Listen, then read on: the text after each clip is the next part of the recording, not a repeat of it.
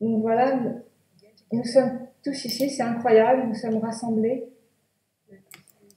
Il y a donc ce centre en Floride qui organise les enseignements et on va parler de l'amour et de la compassion. Donc c'est vraiment des mots charmants, mais c'est vraiment pas facile en fait. Donc c'est facile d'en parler de façon, on va dire, superficielle, mais vraiment de plonger au fond, dans la profondeur de ce que Spo veut dire, c'est vraiment très difficile.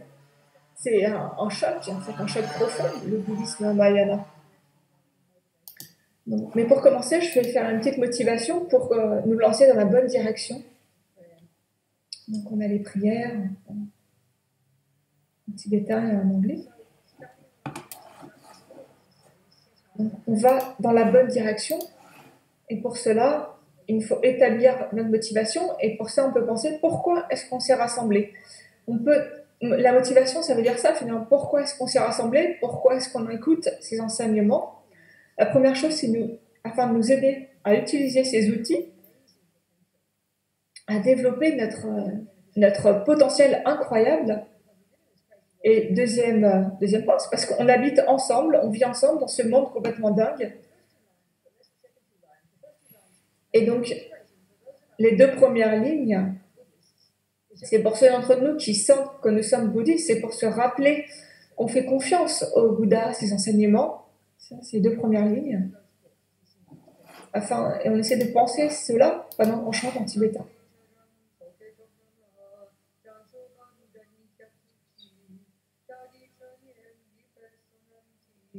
Drola penchir sangye drupa shok sangye charang sake chognam la jangcho baru jagni kyab suchi dagi chunyen gi personam ki Drola penchir sangye drupa shok sangye charang sake chognam la jangcho baru jagni kyab suchi Dagi chunyen gi personam ki Drola penchir sangye drupa shok.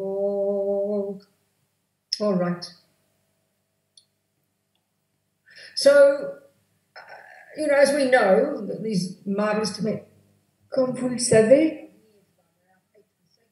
nos lamas de la lignée depuis et notamment lama Tsongkhapa, ce qui est vraiment unique à notre lignée et de façon générale aux enseignants tibétains, c'est la façon dont ils ont présenté les enseignements.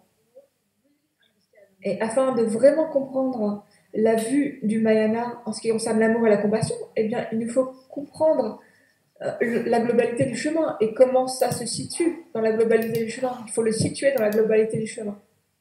Et comme dit sa sainteté, la compassion, c'est vraiment la chose principale, mais c'est pas tout. Il nous faut aussi la sagesse. Et afin de vraiment la comprendre, la compassion, il nous faut comprendre l'ensemble du chemin. Et donc, on va étudier ensemble les différentes étapes du chemin dans leur globalité. Et en fait, le résultat final, qui en fait s'exprime parfaitement dans le mot Bouddha quand on regarde son étymologie, c'est vraiment la finalité du chemin. Donc, le Bouddha, ça implique d'éradiquer de notre esprit tout ego, toutes les peurs, toutes les dépressions, toutes ces choses qu'on croit qui sont au cœur de notre être, mais en fait, la neuroscience et la psychologie vont dans le même sens pour dire que non, c'est pas le...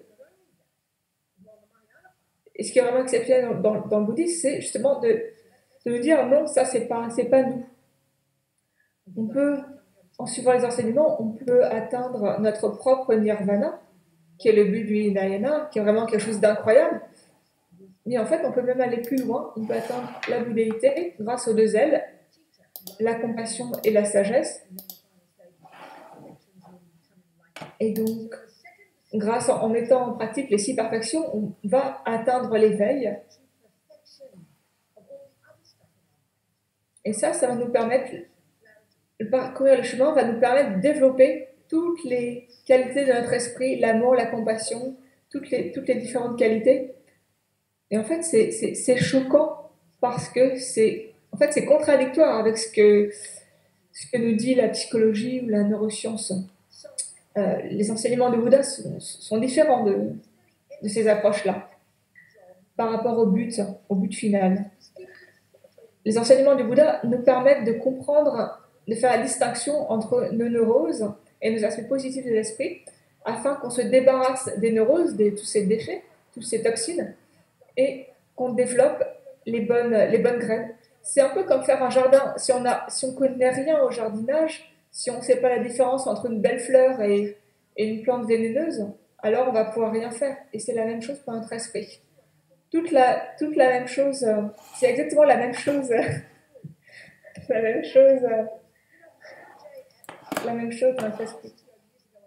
Et bien, on voit qu'il y a aussi Clara Psiliana qui traduit en italien et elle dit ah, et toutes ces moniales sont des joyaux. Les moniales sont incroyables, incroyables. Regardez toutes ces femmes, c'est incroyable. Silania en Italie, Vera Paloma en Espagne, Detienne en France. C'est vraiment incroyable. Donc, où est-ce que j'en étais? Oui, donc il faut distinguer entre les bonnes et mauvaises graines. Et ça, c'est le boulot d'être bouddhiste. C'est le boulot d'un bouddhiste. Et ça, je ne peux pas vous le dire suffisamment. Parce qu'on croit qu'il y a quelque chose de magique qui va se produire. Mais ça, c'est stupide, enfin, c'est naïf. Et donc, comme ça, c'est notre boulot. Alors, si on regarde tous les enseignements, il y a le niveau initial que j'aime appeler la maternelle, et puis après, il y a le collège, le niveau intermédiaire, et puis après, il y a l'université, la voie du Mahayana, la voie des êtres de grande capacité. Donc, qu'est-ce que la compassion? On va commencer par la définir. La compassion, des fois on dit compatie, compassion quand on parle en Occident. Mais en fait, la compassion dans le bouddhisme commence par une pensée. Si on voit quelqu'un qui souffre, on se dit ah, mais c'est pas possible, il faut que je fasse quelque chose pour l'aider. Ben, c'est la compassion. Et l'amour, c'est quand on voit quelqu'un qui est heureux, on se dit ah, puisse-t-il être heureux. En fait, c'est ces pensées-là, ces pensées-là expriment le sens de la compassion et de l'amour. Et selon le bouddhisme, on peut développer ces états d'esprit de façon illimitée, complètement illimitée. On peut les parachever complètement et envers tous les êtres, mais envers les messieurs Trump, les psychopathes et les gens gentils. Envers tout le monde, on peut le développer, ces états d'esprit. Et ça, c'est quelque chose qui est choquant pour nous, parce qu'en général, on a de l'amour et de la compassion, on a tout ça, mais on l'a uniquement pour un groupe de personnes qu'on aime bien, même si on l'a aussi pour les inconnus, quand on entend des histoires touchantes aux infos, mais ça dure pas, c'est pas quelque chose qui va durer. Et ce qui est vraiment choquant, enfin qui m'en fout dans les enseignements du Bouddha, c'est qu'il me dit qu'on peut développer ces qualités complètement. Donc d'abord, on va regarder pourquoi est-ce qu'on a besoin de l'aile de la sagesse, afin d'avoir un amour et une compassion qui soient vraiment valides et qui soient stables et qui se dirigent vers tous les êtres, vers chacun des êtres. C'est pas juste un sentiment superficiel et après qui passe, c'est pas ça. Donc la meilleure façon de comprendre cela, c'est de regarder les 4 vérités des nobles. Donc on nous parle de la souffrance. Qu'est-ce que c'est que la souffrance? Et puis le bonheur, on parle de bonheur, mais qu'est-ce que c'est que le bonheur? Il faut avoir une définition de la souffrance, une définition du bonheur, pour pouvoir comprendre les choses. Et ça, c'est exprimé de façon très claire dans les 4 vérités, les 4 nobles vérités. Dans les 4 nobles vérités, on nous parle de la souffrance. La première vérité, c'est il y a de la souffrance. Il y a 3 niveaux de souffrance. La deuxième vérité, c'est on nous parle des causes de la souffrance. Et la troisième vérité, c'est qu'on peut s'en débarrasser. Et la quatrième vérité, c'est comment s'en débarrasser. Et les 4 nobles vérités font partie de l'aile de la sagesse, de la maternelle et du collège. C'est un travail qu'il faut faire envers nous-mêmes. Il faut nous faire nous-mêmes et après on pourra se diriger vers les autres avec la compassion. Et en fait, la sagesse, c'est d'être en accord, être connecté, être relié à la réalité. Et tant qu'on est englué dans nos idées fausses, dans nos dépressions, dans notre colère, on est aussi aveugle que les chauves-souris. Pourquoi? Parce qu'on est conscient que de nos propres besoins, que de nous-mêmes. Donc, il faut appliquer les quatre nobles vérités à nous-mêmes, comprendre ce qu'est la souffrance pour nous-mêmes, et comprendre les trois niveaux de souffrance. Le premier niveau, c'est la souffrance de la souffrance. Et ça, tout le monde comprend ce que ça veut dire. Quand on dit souffrance, tout le monde pense à ça. Deuxième type de souffrance, c'est plus subtil, c'est la souffrance du changement. Et la troisième, c'est encore plus subtil, on n'en parle pas du tout, ça, dans notre culture, c'est la souffrance omnipénétrante. Nous, et la seule souffrance qu'on comprend, c'est la première. Mais ça, c'est quand il y a des choses négatives qui nous arrivent, on souffre.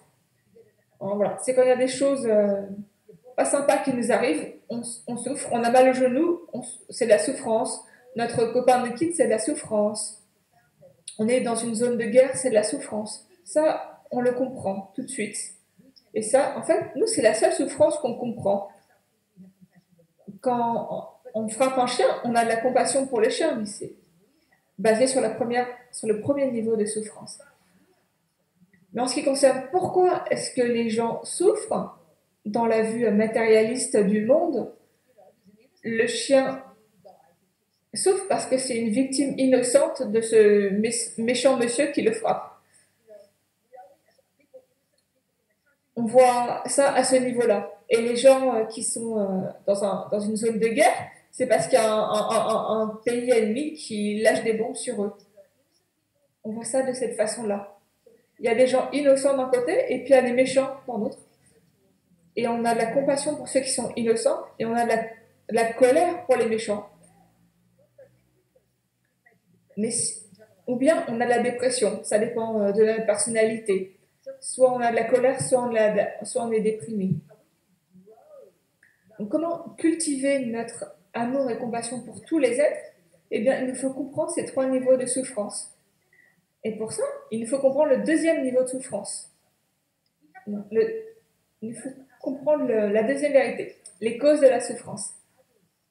Une fois qu'on l'a compris envers nous-mêmes, qu'on l'a appliqué à nous-mêmes, alors on peut l'appliquer aux autres. Et donc, la deuxième noble vérité, c'est que il y a des causes à cette souffrance. Et quelles sont ces causes? Il y a deux causes principales de souffrance. Une fois qu'on a compris ça pour nous, eh bien, on peut le comprendre pour les autres. Bien sûr, il y a des centaines de causes parce que tout dépend de la loi de cause à effet, le karma. Mais le Bouddha a identifié deux causes principales qui sont vraiment cruciales. Et quand on change ces deux causes-là, eh bien, on peut changer la suite de l'histoire. Donc ça, c'est vraiment ce qui est vraiment spécifique au Bouddha, à sa vue de l'univers, c'est d'avoir identifié ces deux causes.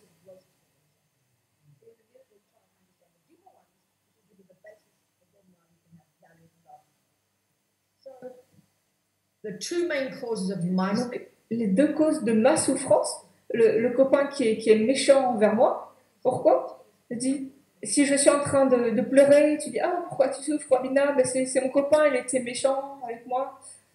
Et en fait, pour moi, il y a une cause de souffrance, c'est le copain. Il n'y a pas autre chose. Et quand on est content, on se dit, ah, c'est parce que mon copain, il est gentil avec moi. Et il n'y a pas d'autre cause de bonheur. Et cette vue dualiste, on croit que la souffrance est en dehors de moi, elle est séparée de moi, la cause est séparée de moi, et ça, c'est la cause de toutes nos souffrances. Et c'est la façon dont ça nous apparaît, en fait. On n'a pas besoin de nous enseigner, ça nous apparaît comme ça naturellement. Pour les singes, c'est pareil. Ça leur apparaît de façon similaire. Et pourquoi? C'est parce qu'on a une vue fausse fondamentale qui est ancrée très très profondément dans notre esprit. Et donc le Bouddha, il nous a dit, il a découvert qu'il y a deux causes principales de ma souffrance, mais en fait, je suis désolée Robina, mais elles sont toutes les deux à l'intérieur de toi. La première, c'est les causes de tes propres actions, des graines que tu as déposées dans ton esprit, où tu as blessé cette personne auparavant. Et deuxièmement, c'est tes perturbations mentales. Et quelles sont les causes de ton bonheur? C'est la même chose à l'envers, c'est l'autre côté de la même pièce. Les causes de ton bonheur, c'est les actions passées que tu as créées, qui sont basées sur la vertu, et les facteurs mentaux positifs. Donc si on accepte ça. Après, il faut le mettre en pratique. Et ça, c'est la chose fondamentale qui va nous permettre de comprendre notre bonheur, notre souffrance, et de réduire la souffrance et de développer le bonheur. Donc ça, c'est l'école maternelle. On apprend la loi du karma et on apprend à la mettre en pratique dans notre vie, en contrôlant notre corps, en contrôlant notre parole, en contrôlant notre esprit. Donc, on ne ment pas, on ne trompe pas les autres, on ne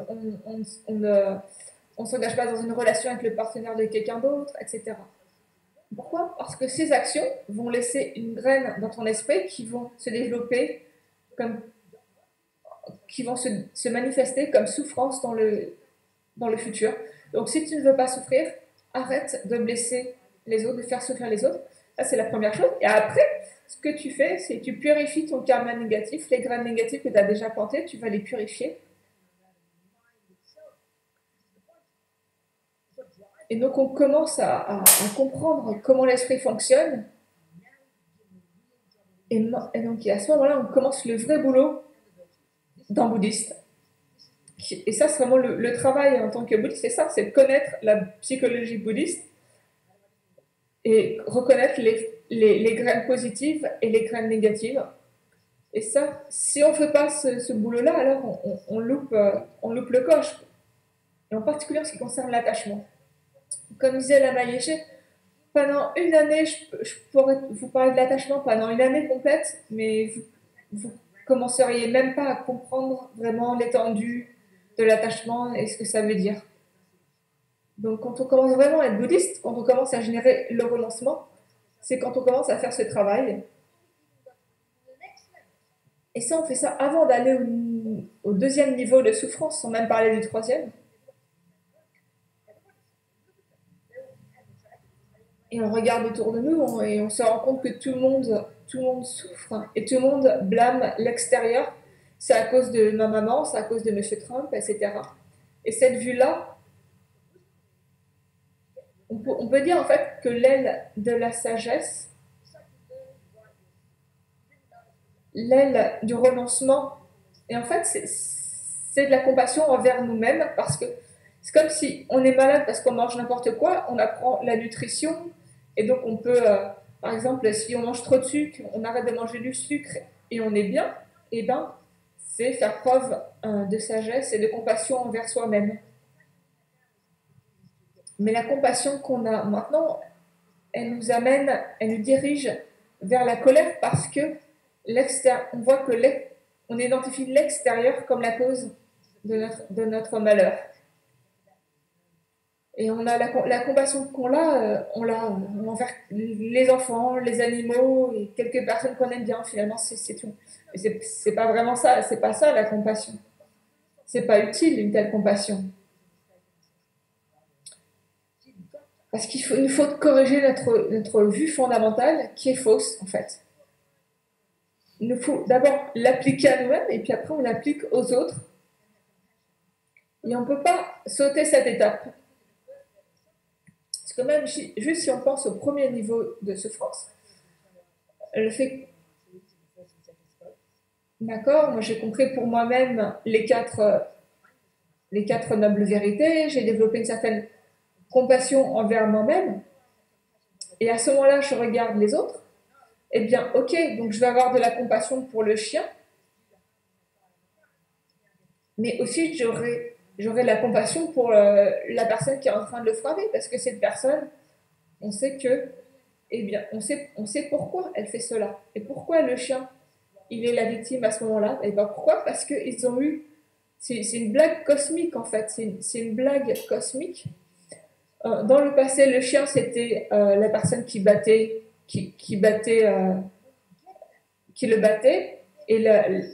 et la personne qui maltraite le chien, dans sa vie d'avant, c'était le chien qui se faisait battre. Et en fait, les bodhisattvas, ils ont davantage de compassion pour les pédophiles et monsieur Trump. Enfin, je prends Trump comme exemple, mais si vous aimez Trump, vous prenez un autre exemple. Mais ça, c'est choquant. En fait, les bodhisattvas ont davantage de compassion pour ceux qui blessent. Pourquoi? Quelle est leur logique? Parce que le chien, finalement, il épuise son karma en se faisant frapper par le gars, mais le gars qui le frappe lui-même, il est en train de commencer un nouveau cercle de souffrance. Et ça, c'est le véritable niveau euh, de compassion qu'on va générer quand on devient bodhisattva. Mais ça, on ne peut pas y sauter directement. Si on essaie de sauter directement dans ce niveau de compassion-là, on va s'épuiser toi-même parce que ça ne sera pas basé sur une vraie compréhension. Donc il faut d'abord comprendre de façon logique pourquoi la souffrance se produit et la comprendre par rapport à nous-mêmes. Et après, on pourra aller à la voie supérieure. Mais on ne peut pas sauter les voies initiales, la maternelle, le collège, et avoir de la compassion juste pour les minorités ou les femmes ou juste certains groupes de personnes parce qu'on voit leur souffrance de façon manifeste. Et maintenant, c'est amusant parce que après des centaines, même des milliers d'années, on a vu que les hommes blancs on les a vus comme étant géniaux. Maintenant, on voit en Amérique, je parle des États-Unis, maintenant, on réalise aux États-Unis, on réalise que finalement, le groupe qui pose le plus de problèmes, c'est les hommes blancs, les suprémacistes masculins blancs. On dirait que je plaisante, mais en fait, non, je plaisante pas quand je dis ça. Parce que ce groupe, c'est les hommes blancs qui étaient la norme, qui étaient vus comme la norme, mais les blacks, les musulmans, les femmes, ont été toujours rabaissés et vus comme étant inférieurs. Et maintenant, ou vu comme étant le problème. Et maintenant, on change de point de vue.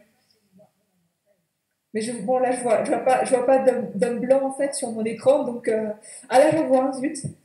Faites attention, les gars. Vous risquez de prendre une renaissance féminine. Donc, c'était juste une parenthèse. Donc ça, voilà, c'est ça l'essence de la compassion. Donc après, voyons quel est le deuxième niveau de souffrance, ce qu'on appelle la souffrance du changement. Et ce à quoi ça se réfère, c'est en fait, c'est ce que nous on identifie ça comme étant du bonheur. Pour nous, c'est ce qu'on appelle bonheur, finalement, c'est de la souffrance de la souffrance. Donc quand on comprend les perturbations mentales, et en particulier la racine, la source des 84 000 perturbations, donc la saisie égotique qui est la racine. Mais dans notre vie quotidienne, en général, on passe de l'attachement à l'aversion. On passe de l'un à l'autre.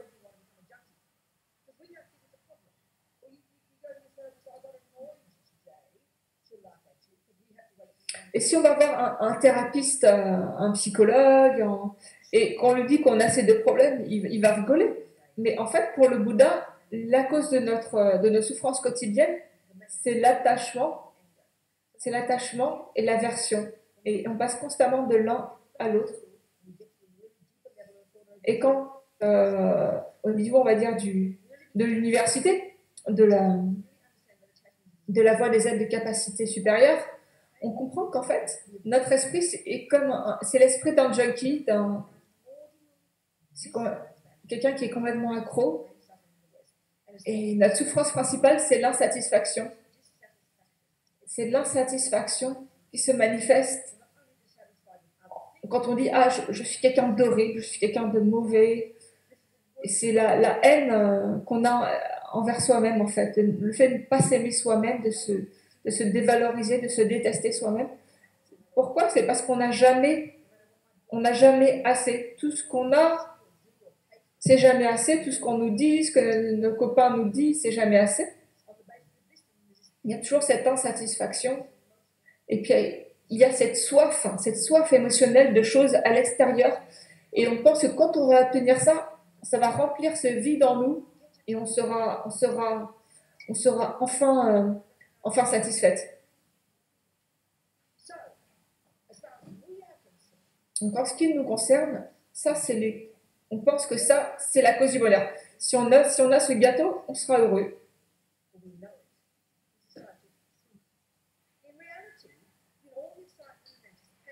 Et en réalité, On pense au gâteau, on projette des choses sur le gâteau, l'attachement nous le fait voir comme étant délicieux en fait, bien meilleur que la réalité du gâteau. Et on pense que quand on aura le gâteau, on sera vraiment heureuse. Et en fait, quand on met le gâteau dans la bouche, oui, il y a un sentiment de bonheur.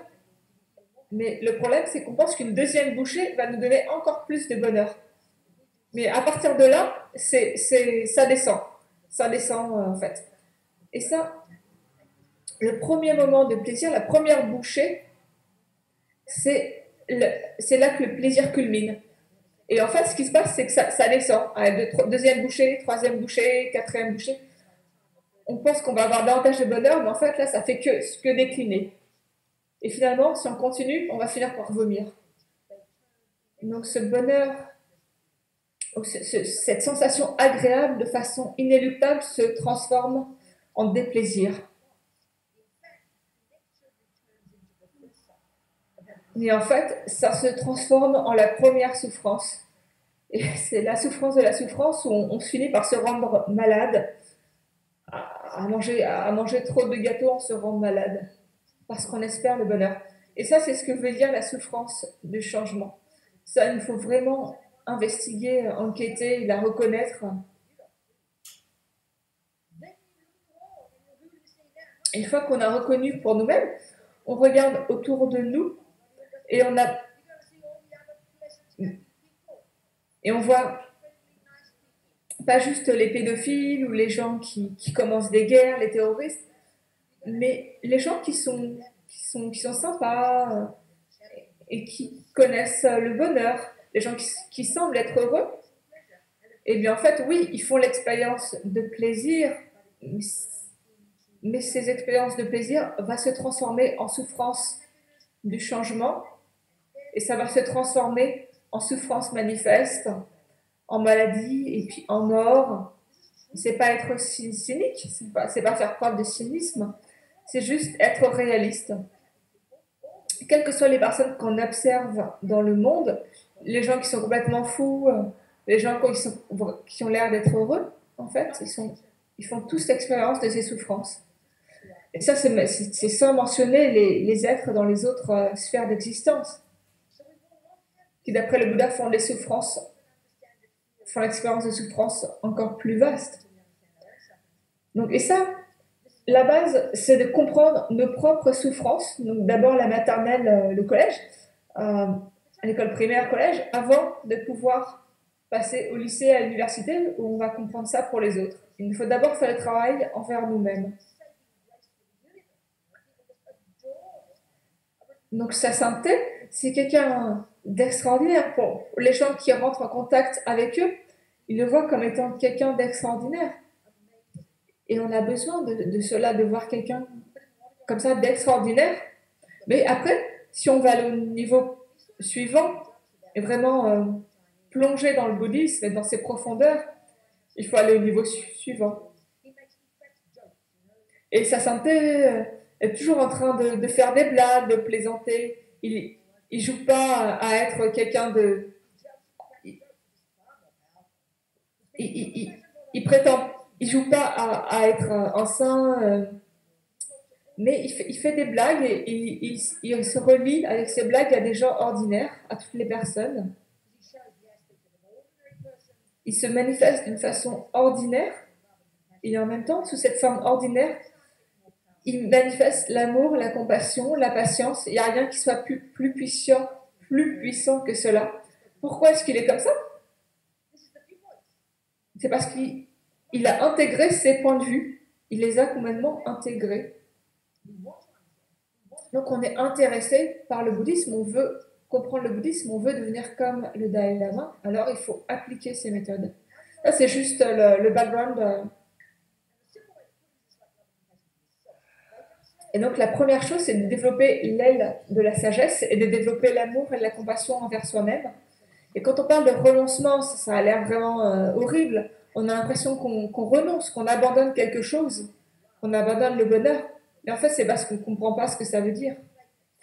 Et c'est comme pour l'amour et l'attachement. On mélange l'amour et l'attachement parce qu'on ne comprend pas réellement les enseignements du Bouddha.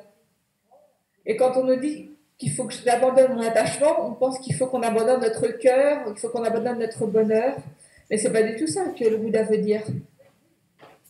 Et il faut étudier les enseignements du Bouddha, il ne faut pas les interpréter à notre façon. C'est pas bien de faire ça. Donc une fois qu'on comprend ça, on va aller au niveau de la compassion et quelles sont les techniques qu'on utilise afin de graduellement développer ces états d'esprit qu'on appelle l'amour, la compassion pour tout le monde, sans exception. Donc la première technique,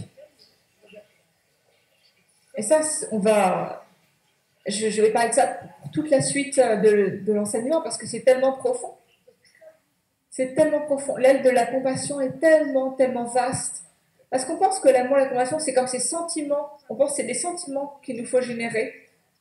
Et c'est comme s'il fallait se forcer à pleurer quand on médite. Parce que quand on a médité, on a senti tellement de compassion. Et puis 3 minutes après la fin de notre session, on a envie de tuer notre copain.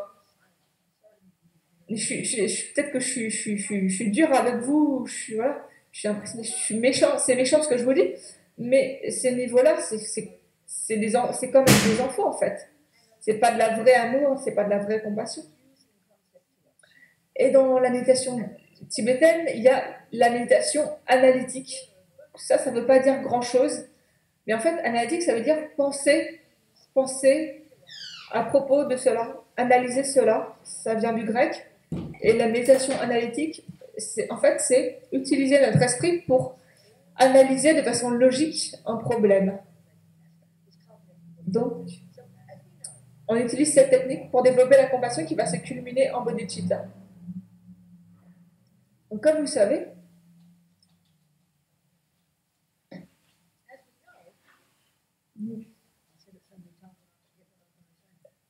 je dis tellement de fois que maintenant j'ai oublié ce que je voulais vous dire. Donc, dans le Lamrim, il y a 2 groupes d'enseignements principaux, 2 méthodes principales pour générer bodhicitta. Il y a les 6 causes et un effet, ou ce qu'on appelle des fois les 7 points. Et l'autre, l'approche qui est plus radicale, qui est vraiment radicale, c'est de d'échanger le soi avec autrui. L'échange de soi avec autrui.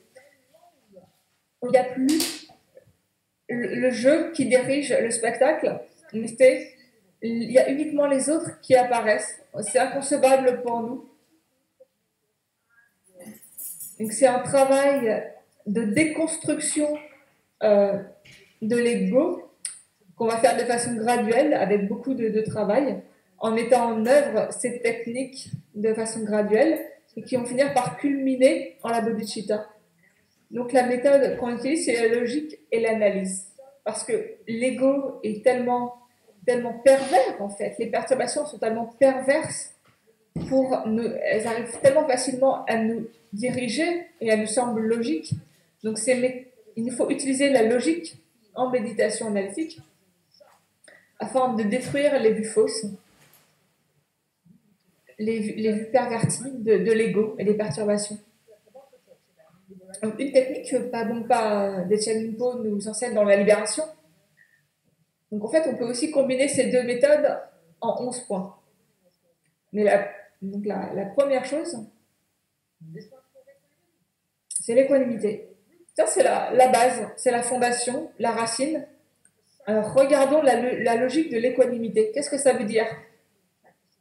Parce que souvent, on a ces pratiques de compassion et on devient un peu fleur bleue. On est un peu comme ça, un peu juste arc-en-ciel et bisounours, mais en fait, c'est très pragmatique. C'est des choses très, très pragmatiques qu'il faut vraiment analyser.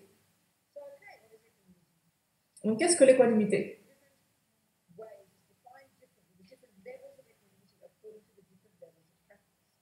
Donc, il y a différentes équanimités selon le niveau de pratique. En ce qui concerne le premier et deuxième niveau du Lamrim, l'aide de l'individu initial et intermédiaire, on veut subjuguer le corps, parole et esprit. Donc derrière moi, il y a le Bouddha Shakyamuni, qui est la manifestation de ces qualités que nous essayons d'atteindre. Ça, c'est l'aile de la sagesse qui a parfaitement subjugué corps, parole et esprit.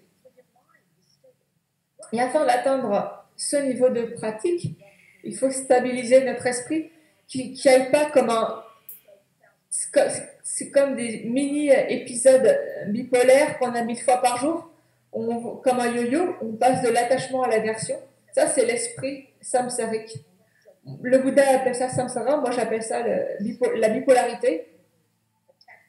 C'est l'attachement, aversion, attachement, aversion, attachement, aversion, sans aucun contrôle, comme des êtres complètement sans contrôle. Et donc, on maîtrise, on subjugue corps, parole et esprit, nos corps, parole, esprit. Imaginez comment on serait si on était comme ça. On serait complètement dans la béatitude. Il n'y aurait pas d'attachement, pas de colère, pas de jalousie, pas de dépression. Il y aurait du contentement. Il n'y aurait pas tous ces besoins qu'on a. C'est ça que ça veut dire. Qui n'a pas envie d'être comme ça? C'est ce qu'on appelle le bonheur. Et on aurait une économité incroyable. Notre esprit serait tellement stable. Ça nous semble... En fait, ça nous semble ennuyeux. On préfère finalement ce bonheur bipolaire du yo-yo. Mais l'équanimité, c'est quelque chose de joyeux. C'est infusé par la joie. Et ici, l'équanimité qu'on essaie de cultiver, qui va nous permettre de développer l'amour, la compassion, la grande compassion, la bodhicitta. Et quand on a réalisé l'équanimité, qu'est-ce que c'est? Eh bien, c'est ce sentiment qu'on sent dans le cœur, cette reconnaissance très claire qui vient du cœur, que les amis, les ennemis, les inconnus sont égaux les uns envers les autres d'un point de vue. En fait, chacun d'entre eux veut être heureux et ne veut pas souffrir. Et pourquoi ces trois catégories? Eh bien, parce qu'il y a ces trois poisons. Il y a l'attachement de l'ego. Il y a l'attachement à l'ego, il y a l'attachement et la colère. Et donc là, on oublie l'attachement à l'ego, on va s'en défaire quand on va comprendre la sagesse. Mais en ce qui concerne l'attachement et l'aversion, on les retrouve ici. Et le Bouddha a parlé des 84 000 problèmes. Mais en fait, tous ces problèmes, ils se résument dans les trois. L'ignorance, l'attachement, l'aversion. Il y a une relation hiérarchique et ils sont interreliés, les trois. Yangling Rinpoche says, Rinpoche dit que la réincarnation du maître racine de santé de Dalai Lama, qui a une 30aine d'années, il dit, ok, il y a 84 000 problèmes que le Bouddha a identifiés et 25 000 sont enracinés dans l'attachement. Les autres, 21 000 pas. 25 000 et après 21 000 dans les deux autres perturbations mentales. So, the three main delusions. Well, in the first part, qu'il en soit, les trois perturbations principales. Donc on essaie de ne pas avoir trop d'attachement envers les gâteaux, le sexe, la drogue et le rock'n'roll. Et après, ce qu'on essaie de faire, en ce qui concerne la compassion, donc d'abord, premier stade, on essaie de réduire les perturbations, d'avoir davantage de contrôle dans notre corps, parole et esprit. Et ça, pourquoi on le fait? C'est pour nous, pour avoir moins de souffrance au niveau de notre corps, parole et esprit. Peace. But the direct beneficiary is yourself. You've got to get that. C'est nous qui bénéficions de notre travail, en fait, à ce niveau-là. Et après, ce qu'on fait, c'est on continue le travail sur notre esprit. Et on fait ça afin de faire tomber les barrières entre nous et les autres. Et là, on commence à regarder le monde en termes des trois poisons et en termes des êtres.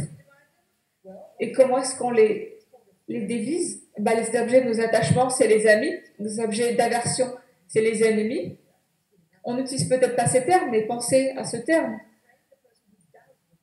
Qu'est-ce que c'est un ami? Ben, c'est quelqu'un qui fait ce qui plaît à notre attachement. Et on a un certain amour et une certaine compassion, mais c'est instable. C'est lié à des choses, c'est conditionnel, c'est lié à certaines choses. C'est lié à l'attachement.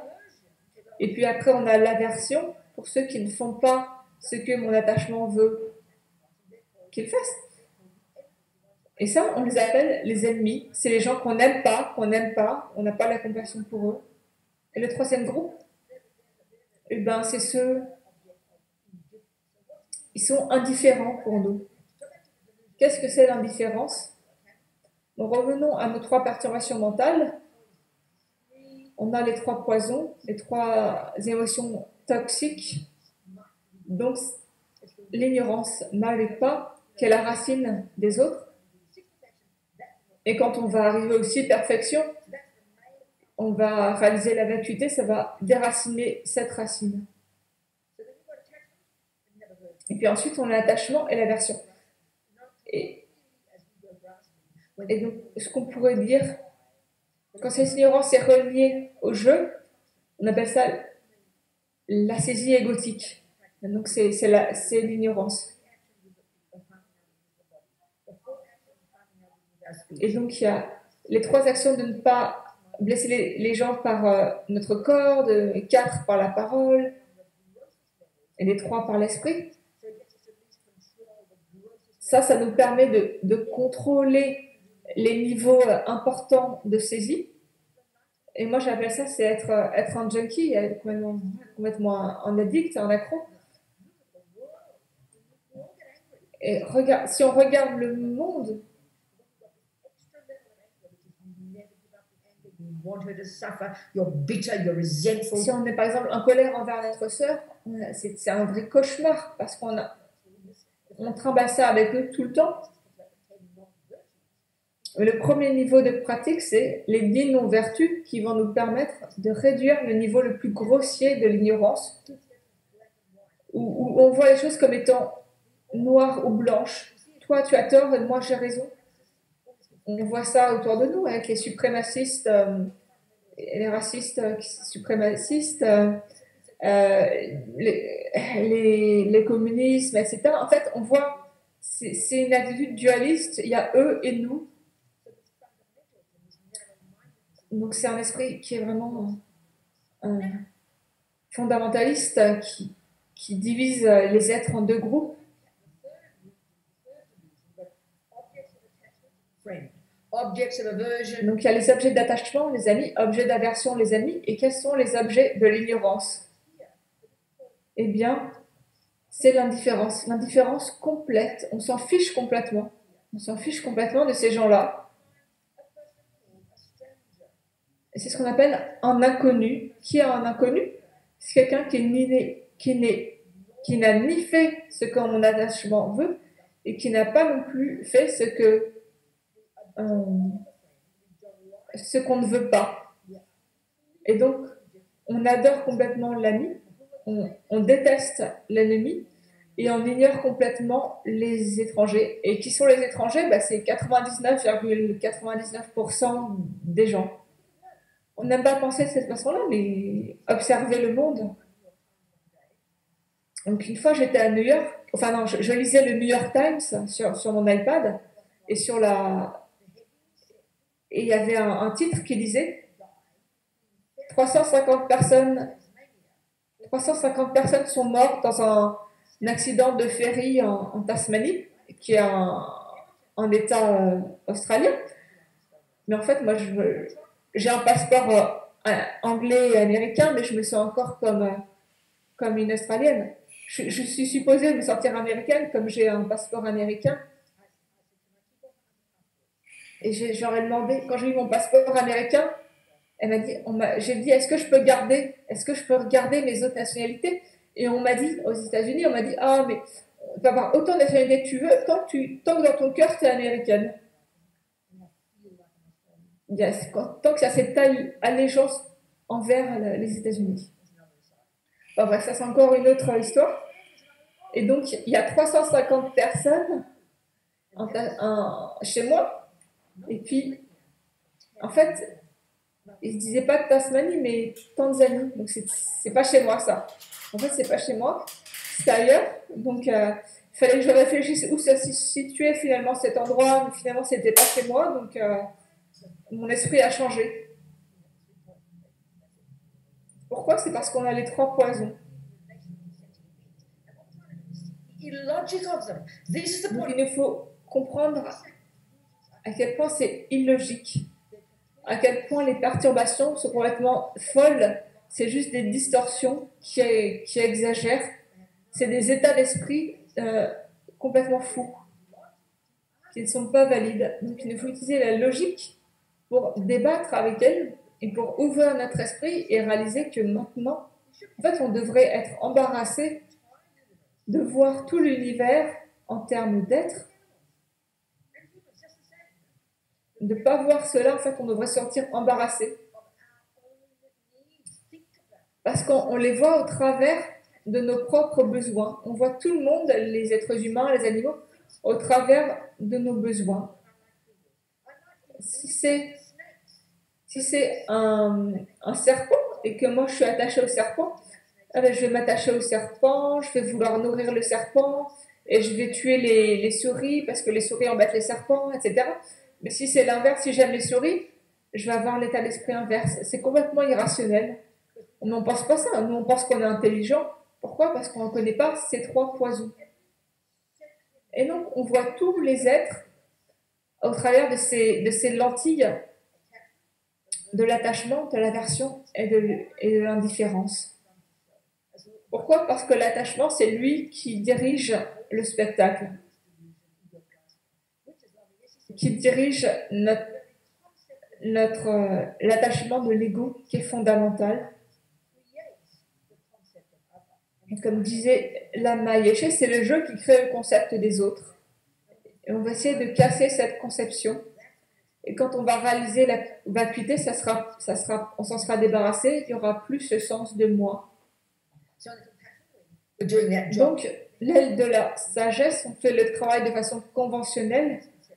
On essaie de se débarrasser de toutes ces folies que nous fait croire le jeu, de ce sens d'un jeu séparé.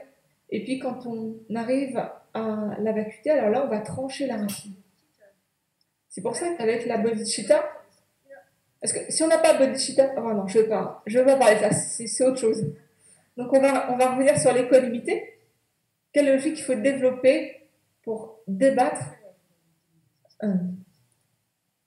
pour vaincre ces perturbations mentales. Donc on imagine, même là, pendant l'enseignement, quand on parle, imaginez dans votre esprit 3 personnes. Une personne que vous n'aimez pas, donc la plus vous la détestez, le mieux c'est pour la méditation.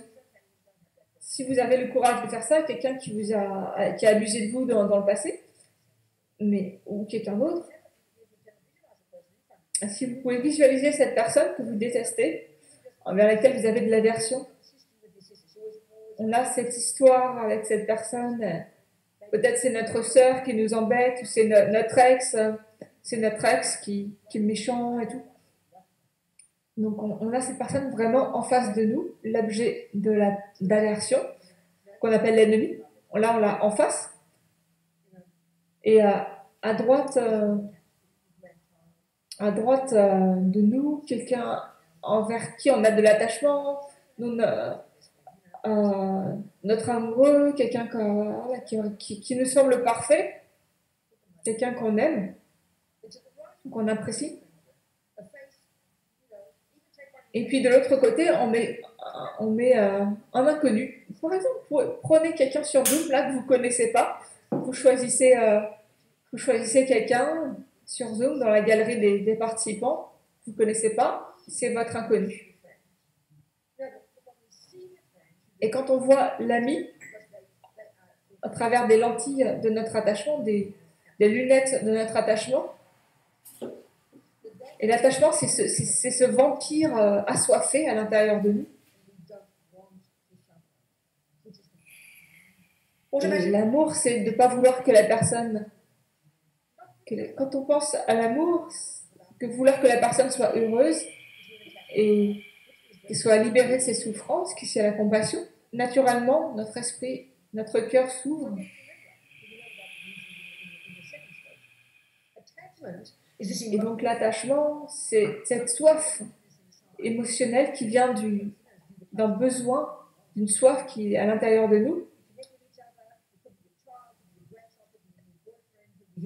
Et quand on a cette personne qui est notre ami, ça peut être votre enfant, votre amoureux, quelqu'un que vous adorez. Et donc, quand vous voyez quand il y a quelqu'un qui vous aime, qui vous regarde avec amour, on va ressentir la même chose et on va uniquement vouloir que cette personne soit heureuse. Mais si on regarde dans le monde, tout le monde n'a pas d'amour et n'a pas l'amour et la compassion. Il y a des gens qui mangent leur copain au petit déjeuner, qui le recrachent et qui vont en trouver un autre. Donc on voit comment on mélange l'attachement et l'amour. Donc on va essayer maintenant de prouver avec l'équanimité. Donc oubliez ça, mais vous avez les 3 personnes en face de vous. Et maintenant prenez un peu de recul et sortez le jeu de l'équation. Sortez le jeu, on sort sans s'impliquer soi-même. Essayez de regarder de façon neutre ces 3 personnes. C'est très difficile, parce qu'on voit tout comme étant relié à nous, mais là on essaie de se sortir de ce qu'on voit, de ces 3 personnes, de l'observation. Donc on essaie de les voir de façon séparée à nous, de façon en dehors de nous, parce qu'on essaie de prouver une seule chose, que la personne que j'aime, l'ennemi horrible et l'inconnu,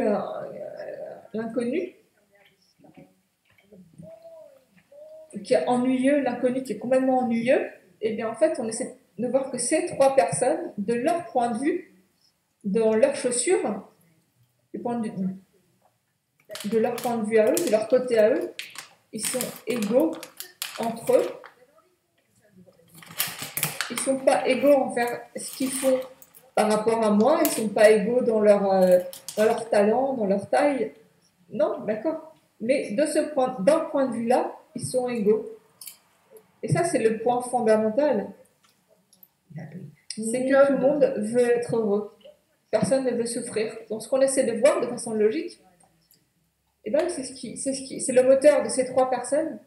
Chaque seconde, chaque milliseconde de leur journée, ça n'a rien à voir avec le fait qu'ils soient gentils envers moi, qu'ils soient pédophiles ou autre chose. Ça n'a rien à voir avec ça. S'il y a mettons qu'au milieu, devant nous, notre ex, on a découvert que c'était un pédophile.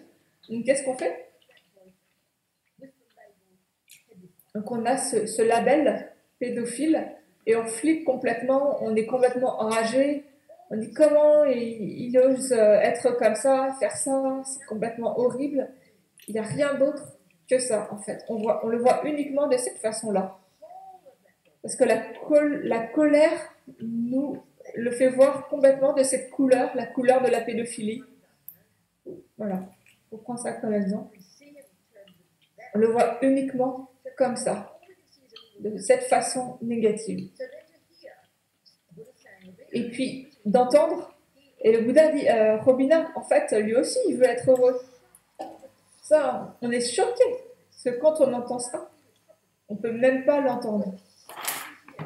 Parce que quand on entend ça, qu'un pédophile veut être heureux, on pense que ça veut dire, oh, le pauvre, donc il ne voulait pas faire de mal, il ne voulait pas faire de mal, c'est juste qu'il voulait être heureux. On ne comprend pas, on exagère, on comprend ça de façon fausse. Parce que quand on a de l'amour et de la compassion pour quelqu'un, on les défend, on les protège, on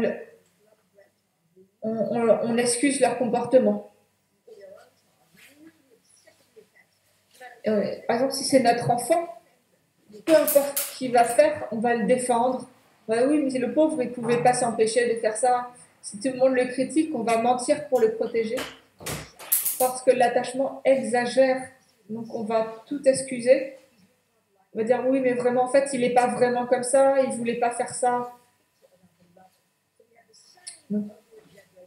Et on exagère complètement notre ami, et on fait la même chose pour l'ennemi. Et on ne pense pas au fait qu'il... Et quand on dit, donc quand on nous dit, quand le Bouddha nous dit non, mais en fait, il veut être heureux,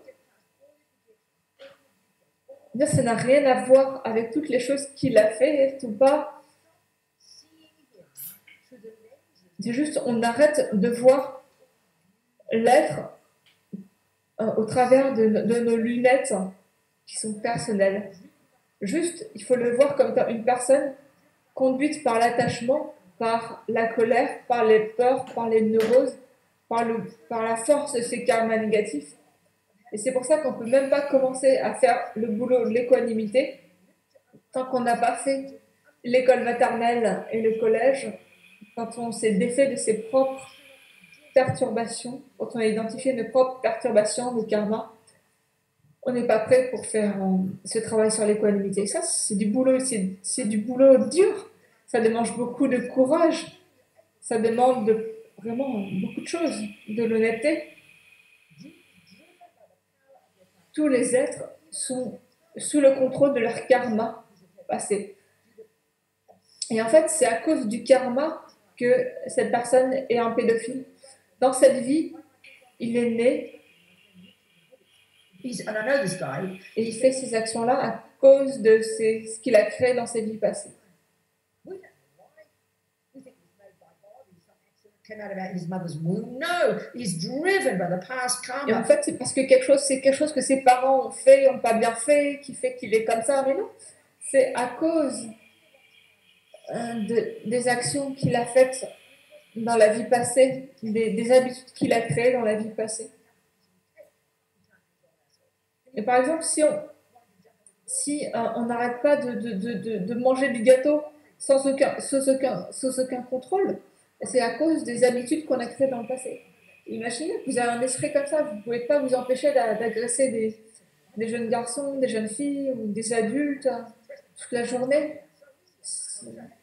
D'avoir ces obsessions-là, c'est complètement fou.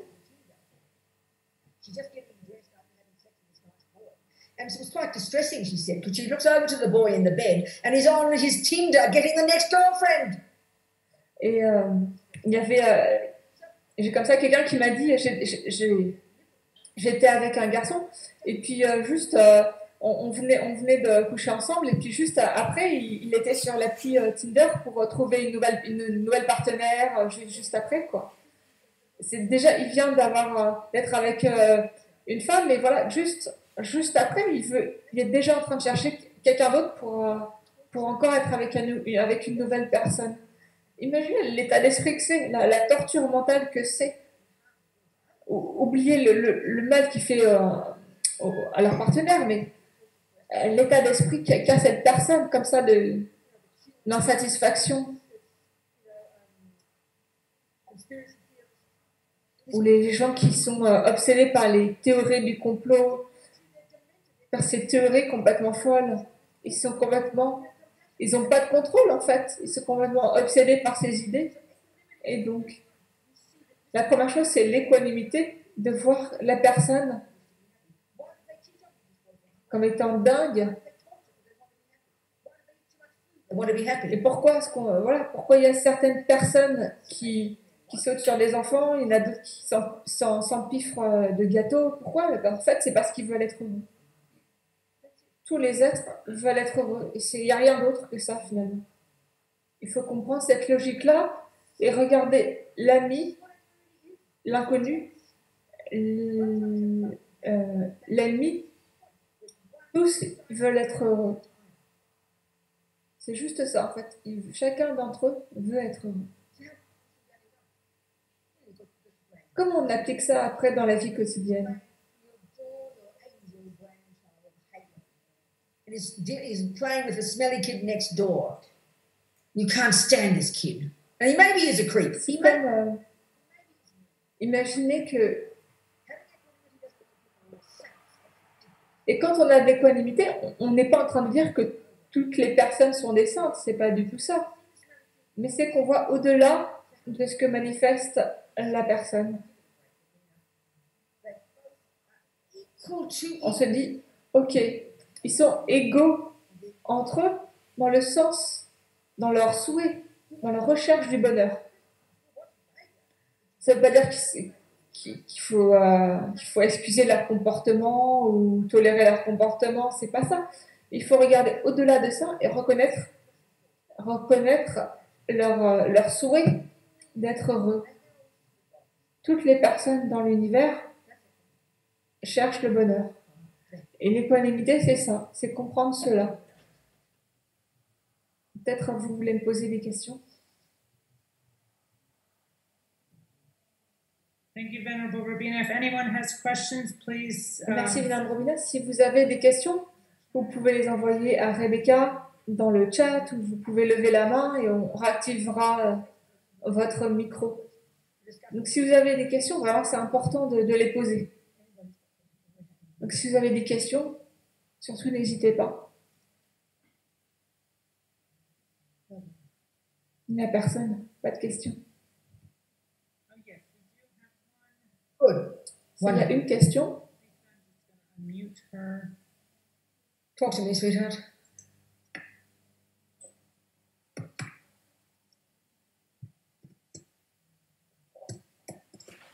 Okay, Lisa, go ahead, please. Thank you. Good morning. Hello.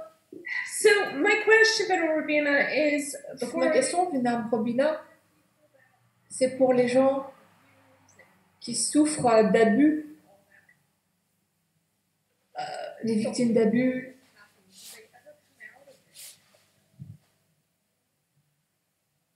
Comment s'en sortir?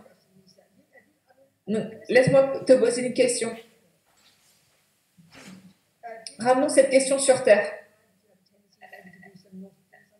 Be annoyed or get angry or get jealous or La question, c'est par rapport aux gens qui sont obsédés, qui sont des prédateurs sexuels ou des choses comme ça, comment est-ce qu'ils peuvent s'en sortir?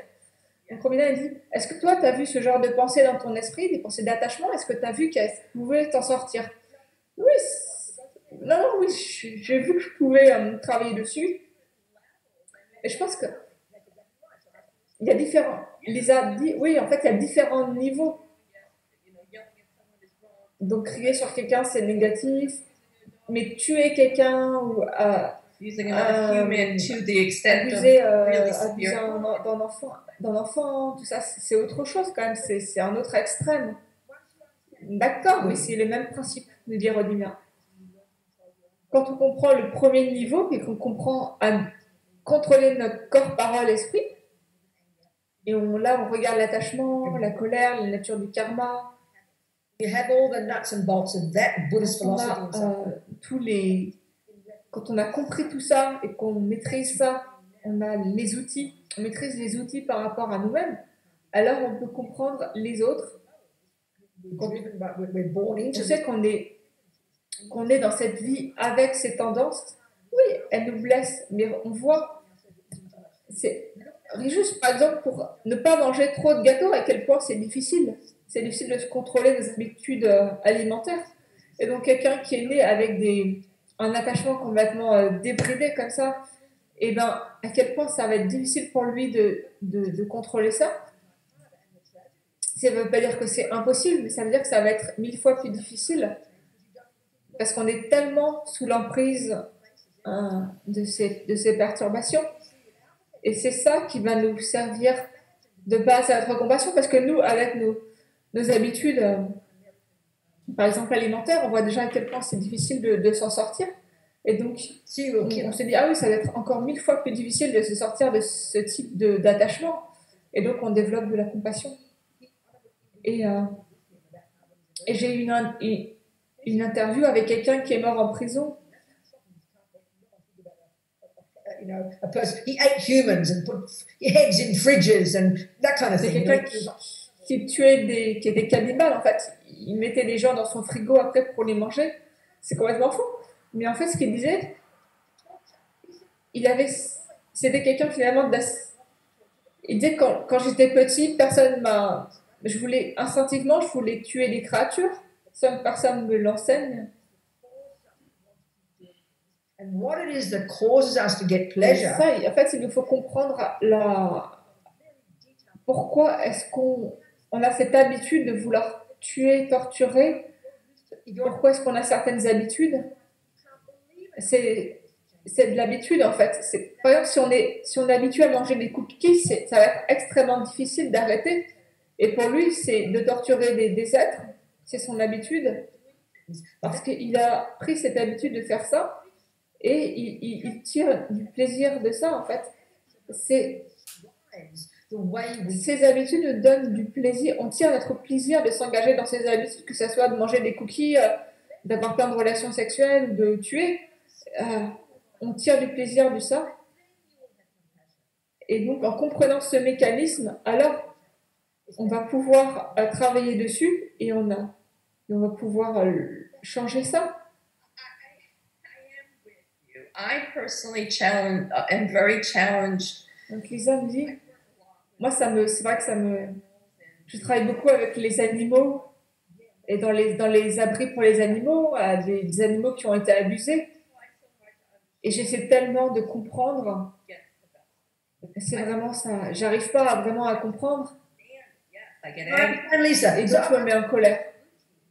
delve into your theories, but do you have a Buddhist view? I'm not saying you should have a Buddhist view, Lisa. Et Combina lui demande, est-ce que tu as une vue? Est-ce que tu es bouddhiste? Donc, ce que je peux te dire, elle dit oui. Donc, Combina nous dit, donc ce que je peux te dire, c'est d'utiliser une analogie. Donc, toi, tu me dis que tu essaies. C'est comme des gens qui ont une santé horrible, mais qui arrêtent pas de manger des cookies. Et ben, c'est parce qu'ils ont. La première chose, c'est d'apprendre la nutrition, de s'intéresser à la nutrition, de la comprendre. Et donc, nous, c'est pareil. Tant qu'on n'a pas compris la logique du karma, tant qu'on n'a pas compris ce qu'est le samsara, d'où vient l'attachement, alors, en fait, c'est ça la clé, parce que les explications du Bouddha sont extrêmement techniques, logiques. Et quand on va les comprendre, alors on se mettra plus en colère, ou on sera. Mais il faut faire le boulot, quoi. Donc bien sûr, fais le boulot, protège les animaux, protège les enfants, bien sûr, fais tout ça. Et en même temps, comprends ton esprit et analyse ta colère. Analyse la source de la colère. Pourquoi est-ce que la colère se manifeste? Analysis of karma properly yet. This takes Et ça se time. manifeste parce qu'on n'a pas encore suffisamment compris le karma. I find it very Donc c'est bien de comprendre de prendre des exemples extrêmes, je trouve ça très puissant. Donc il y a Richard Gere qui était à New York et qui a invité le Dalai Lama en 2004.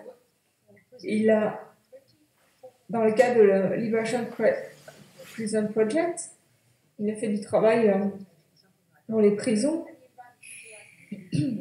Et il invitait des gens comme moi qui avaient travaillé avec ces gens en prison. Il y avait tous les Américains de toutes les origines, d'origine hispanique, des blancs, des noirs, des jeunes, des femmes. Et il a aussi invité deux jeunes femmes Who've been sexually abused and tortured. qui avaient une vingtaine d'années, qui avaient été en prison et qui avaient été abusées sexuellement. C'était des femmes tibétaines, de jeunes femmes tibétaines. Et pour elles, le karma, ça fait partie de... C'est en elles depuis leur naissance. Le karma, on a l'impression que c'est quelque chose qui vient des hippies, mais bien avant le Bouddha, il y avait les yogis qui avaient déjà identifié le karma, que le Bouddha a repris. Et le Bouddha a détaillé de façon très précise comment le karma fonctionne. Donc, bref, il y avait ces jeunes tibétaines depuis... je veux dire, avant l'invasion chinoise, 99% des Tibétains étaient bouddhistes.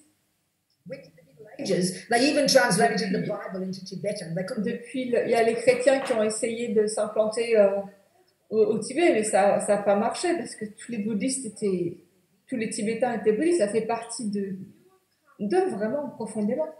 Et ce que je veux vous dire, c'est que la vue du karma, c'est pas juste oh je crois au karma, d'accord. C'est une belle idée, j'y crois, mais c'est pas ça. and where the brain and all these amazing science we've got, that completely has infiltrated our culture. And so we Mais take nous, that. en Occident, dans notre culture, on prend pour vérité les théories psychologiques, par exemple, le fait que c'est la faute de nos parents, c'est parce que maman a fait ça, papa a fait ça, qu'on est comme ça. Et donc, il y a ces jeunes. Product of their past. This is something so primordial to them. You've got to Et pour les remember. Tibétains, c'est différent. Eux, leur culture, c'est vraiment le karma, et c'est pas juste une idée comme ça, c'est vraiment, ils le vivent complètement. Et donc, il y a ces jeunes femmes qui ont été torturées, abusées sexuellement, ces jeunes femmes tibétaines. Because we assume Mais nous, on pense que notre esprit, c'est le cerveau, on pense que c'est nos parents qui nous ont fait, anger is how et on a cette colère parce que on dit comment oses-tu me faire ça? Moi, je ne mérite pas ça. Comment oses-tu faire ça? Me faire ça? to these innocent victims. Et envers les autres, on dit, mais comment est-ce qu'ils osent faire ça envers les autres? Comment est-ce qu'ils osent faire ça? Et ça, c'est notre façon de penser, en fait. Parce qu'on ne sait pas vraiment pourquoi les choses se produisent. C'est parce qu'on n'a pas encore vraiment intégré le karma. Mais les Tibétaines, elles n'ont pas cette vue. Ils n'ont même pas la pensée. Pourquoi est-ce que ça m'arrive à moi? Moi qui ne mérite pas ça. Ça traverse même pas leur esprit, en fait, une telle pensée. Pourquoi? Parce que la vue du karma est complètement intégrée dans leur esprit. Donc, elles savent pourquoi on les blesse, on les abuse, et ça renforce leur pratique. Et à la fin, quand elles sont sorties de là, elles n'avaient pas de colère. Pourquoi? Parce qu'elles avaient intégré cette vue. Et bien sûr, et elles ont dit, ben on avait de la compassion pour nos tortionnaires. Pourquoi? Parce que dans le passé, on les a blessés. Et encore plus, c'est parce qu'on sait que dans le futur, ils vont souffrir à cause de ce qu'ils nous font. Ça, c'est la compassion. C'est pas juste quelque chose de furtif, un sentiment furtif. C'est vraiment ancré dans une vie philosophique qui est vraiment profondément ancrée en nous. Et le problème, c'est que on a des couches et des couches that we de vues believe are the philosophiques truth that we don't even know qu'on we think. croit comme étant vraies. Et c'est même pas qu'on a ces vues philosophiques-là. Donc il nous faut tout voir, en fait, tout déballer toutes ces vues et les corriger. Donc ça prend du temps. Ça prend du temps, ma chère. I'm talking about in a very intense way. I can't help it. It's my own intense. Donc je parle d'une façon intense. Je peux pas m'empêcher de faire ça. C'est comme ça que je m'exprime. J'exprime toujours de façon très intense, très directe, très brute. Yeah, Tu comprends, Lisa? Oui, je comprends. Merci beaucoup. Mais en même temps, continue de faire ce que tu fais. C'est libérer les aides de leur souffrance, alléger leur souffrance, c'est tellement précieux. I've gotten so much out of this. Thank you first. I'm so happy. And I hope my question doesn't sound too Une bizarre. question.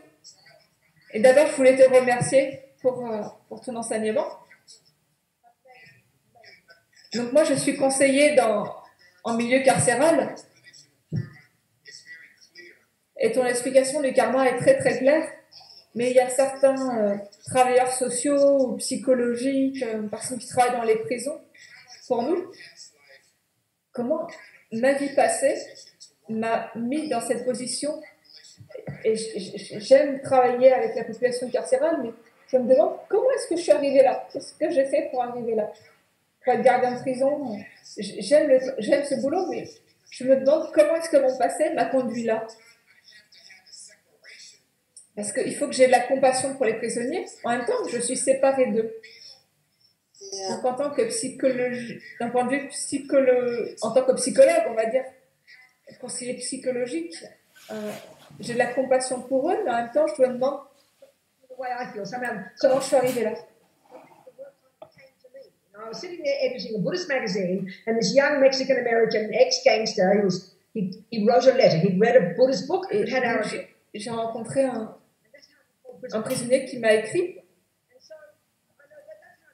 conventionally. Et en fait, la première fois, comment j'ai commencé à travailler avec les prisonniers, c'est parce qu'un prisonnier m'a envoyé une lettre et j'ai commencé comme ça à me relier à lui et à échanger. Et en fait, j'ai reconnu ces jeunes, en fait, souvent ces jeunes hispaniques, ces jeunes blacks, et des conditions de vie tellement horribles, en fait. Je commençais à me relier à eux comme ça. Big heart. Mais In en fact, he fait, read a book by et je me London. suis rendu compte que ce jeune, en fait, il avait un cœur énorme, en fait. Il m'avait écrit parce qu'il était vraiment touché par mes enseignements sur la compassion. Et après, de bouche à oreille, ça a grandi, ça s'est développé et j'ai commencé à correspondre avec beaucoup de prisonniers. Parce que moi, en fait, je suis dingue, en fait, je suis quelqu'un de complètement fou. J'étais une rebelle, j'étais une hippie, féministe, manifestante dans les années 70. George Jackson, the Soledad Brothers. Il y So avait when George Jackson. I tried to make all the suffering change, I Et was je voyais always toutes ces so-called noble. souffrances et je voulais balayer toutes ces souffrances. I was in California as a Buddhist nun 40 years later. Quand j'étais en Californie, 40 ans plus tard, je me retrouve à travailler avec les mêmes personnes. Et en fait, finalement, ce qui se passe pour moi, c'est que je reconnais cet esprit un peu fou, un peu dingue. Je le vois en moi et je le reconnais. Mais comme j'ai travaillé sur mon esprit, eh ben, je suis capable de me relier, de me connecter à ces gens-là et à les aider à travailler. Et je pense qu'en fait, c'est parce que j'ai une forme de compassion envers les gens qui ont une espèce de folie extrême. Et je pense que c'est peut-être la même chose pour toi. Every time that I'm Donc thinking, Oscar dit, oui, parce qu'en fait, j'ai envisagé plusieurs fois de quitter ce métier, mais à chaque fois, je reste. In the past, Et you en must fait, moi, je pense que si on pense au karma, tu as probablement été sur le chemin des Bodhisattvas depuis longtemps dans le passé. Tu as probablement fait cette aspiration de pouvoir aider les autres, de pouvoir aider finalement les gens, les tueurs, les meurtriers, les gens qui vraiment créent des souffrances énormes. Je pense que tu as probablement eu ce genre de vœu, tu as eu ce genre d'aspiration dans le passé. En d'autres termes, d'aider les désespérés. that makes sense. That totally makes sense. Thank you so much. Thank you. C'est vrai que ce que tu me dis, c'est logique, ça résonne en moi. Merci beaucoup. Yes, no, I'm a metaphysical. I'm into New Thought and metaphysics. I have a, well done. yeah. So you get a bit from all the different viewpoints. Yeah, a lot of meditation, but I'm just getting into Buddhism more. And thank Et you so là, en fait, j'ai étudié la métaphysique et là, je m'intéresse davantage au bouddhisme. Nous dit Oscar. Thank you so much. We have a couple Donc, of la prochaine question, Portuguese group. on a des questions qui viennent du groupe portugais. La première question, c'est si vous avez une relation très difficile avec quelqu'un, est-ce que c'est mieux de continuer à cette relation avec la personne et d'essayer de dépasser le problème ou bien de laisser la personne, de rompre la relation? Donc ça, c'est une très très bonne question. Donc si on comprend ce chemin, c'est un chemin graduel. C'est pour ça que je t'ai parlé de l'école maternelle, du collège, du lycée, de l'université. Et la capacité pour ce niveau de compassion, comme Révérend Oscar vient de nous parler, de travailler avec les gens qui sont en prison ou qui sont sortis de prison. Il nous faut d'abord ce premier niveau de compassion. Donc, pour répondre à la question, tout dépend de ta capacité. C'est pareil si tu joues au tennis. Est-ce que tu peux faire des matchs avec Federer ou des grands joueurs de tennis? Si tu es débutant, c'est complètement fou. C'est pas possible. Tu vas te faire détruire. Et donc, tout dépend de ton niveau de pratique. C'est par exemple dans une relation abusive où on est avec quelqu'un qui nous frappe, si on reste parce qu'on pense qu'il nous aime, en fait, il nous aime vraiment. Et non, en fait, si on est dans une relation abusive et qu'on est au premier niveau, il faut s'enfuir, il faut rompre la relation abusive. Mais si on est plus avancé, qu'on arrive à voir que la personne elle est folle, mais que ça devient une pratique authentique pour nous, qui est puissante pour nous, c'est pas par rapport à l'autre, c'est par rapport à toi, pour t'aider à travailler sur ton amour et ta compassion, alors c'est autre chose. Les bodhisattvas, ils aiment leur ennemi. Donc ça dépend vraiment du stade où on se trouve. Et les gens confondent le fait d'avoir de la compassion et d'être une victime. Et si on est toujours dans l'état d'esprit d'une victime, alors c'est pas positif. C'est qu'on n'a pas le niveau de rester dans une telle relation. Alors à ce niveau-là, il faut d'abord développer du respect, de la compassion pour nous-mêmes. Donc il faut savoir de quoi on est capable. Donc il n'y a pas une réponse simple. La réponse, c'est de savoir de quoi on est capable et qu'est-ce qui est le mieux pour nous. Même si tout le monde nous critique, notre famille nous critique, si on sait que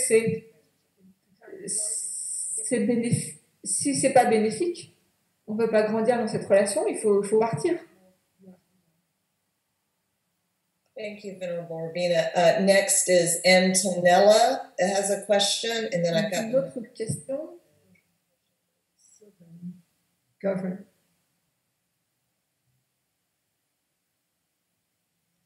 Yes, Antonella. Hello, darling. Olá, muito obrigada. Elle est là? É a seguinte, desculpa se já tiver falado sobre isso, que a minha conexão estava ruim, eu não peguei o começo. É assim, pode existir um excesso de compaixão e isso fazer mal para a própria pessoa? Eu pergunto isso porque eu sou enfermeira e muitas vezes eu sinto uma dor tão grande de ver tantas pessoas sofrendo e eu não sei até que ponto que isso me faz bem, me faz mal, sentir tanta compaixão, tanta dor pelas pessoas. Muito obrigada. Thank you, darling. Merci.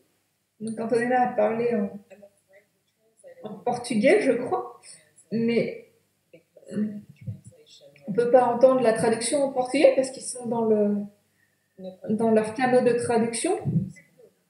Est-ce qu'on peut entendre le traducteur portugais? Is that Portuguese. Portuguese?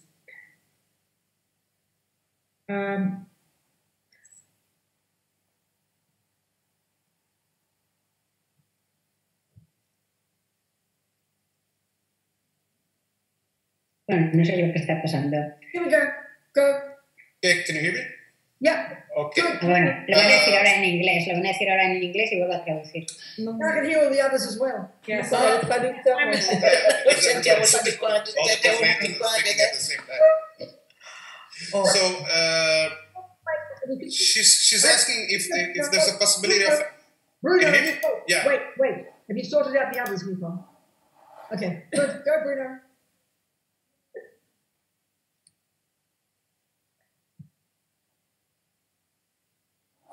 Donc le problème, c'est que j'entends pas le traducteur portugais.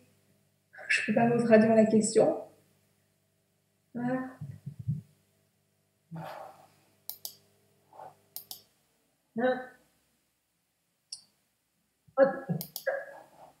I understand that. No, okay. Antonella, if we take the Buddhist understanding of the mind, which is quite Donc en specific, fait, si on a un esprit qui est fou, en fait, et cet esprit fou ne fait que nous causer de la souffrance. this is the way Buddhism describes, and they're quite different and En quite fait, apparemment, Antonella n'a pas bien compris peut-être les enseignements, et donc Robina résume ce qu'elle a dit auparavant. C'est si on n'a pas beaucoup d'attachement envers ce qu'on souhaite obtenir, l'attachement c'est ça, c'est qu'on veut vraiment obtenir ce qu'on souhaite, et l'aversion, c'est quand on se met en colère parce qu'on n'a pas ce qu'on obtient. Alors, si t'as pas ces choses-là qui se lèvent dans ton esprit, and depression and En fait, anxiety. c'était quelqu'un qui est déjà avancé sur le chemin. So you have to know your own mind well. You can never have too much compassion. But Et we si on n'a can jamais, anger and depression. on peut, mais par rapport à la compassion, on ne peut jamais avoir trop de compassion. Mais ce qui peut se passer, c'est que notre attachement et notre aversion peuvent venir empoisonner notre compassion et Eu escuto a resposta depois na gravação e eu agradeço muito. Muito obrigada. A senhora é uma inspiração para mim. Muito obrigada. What's she say? Can't hear you, Bruno. Bruno, I can't hear you.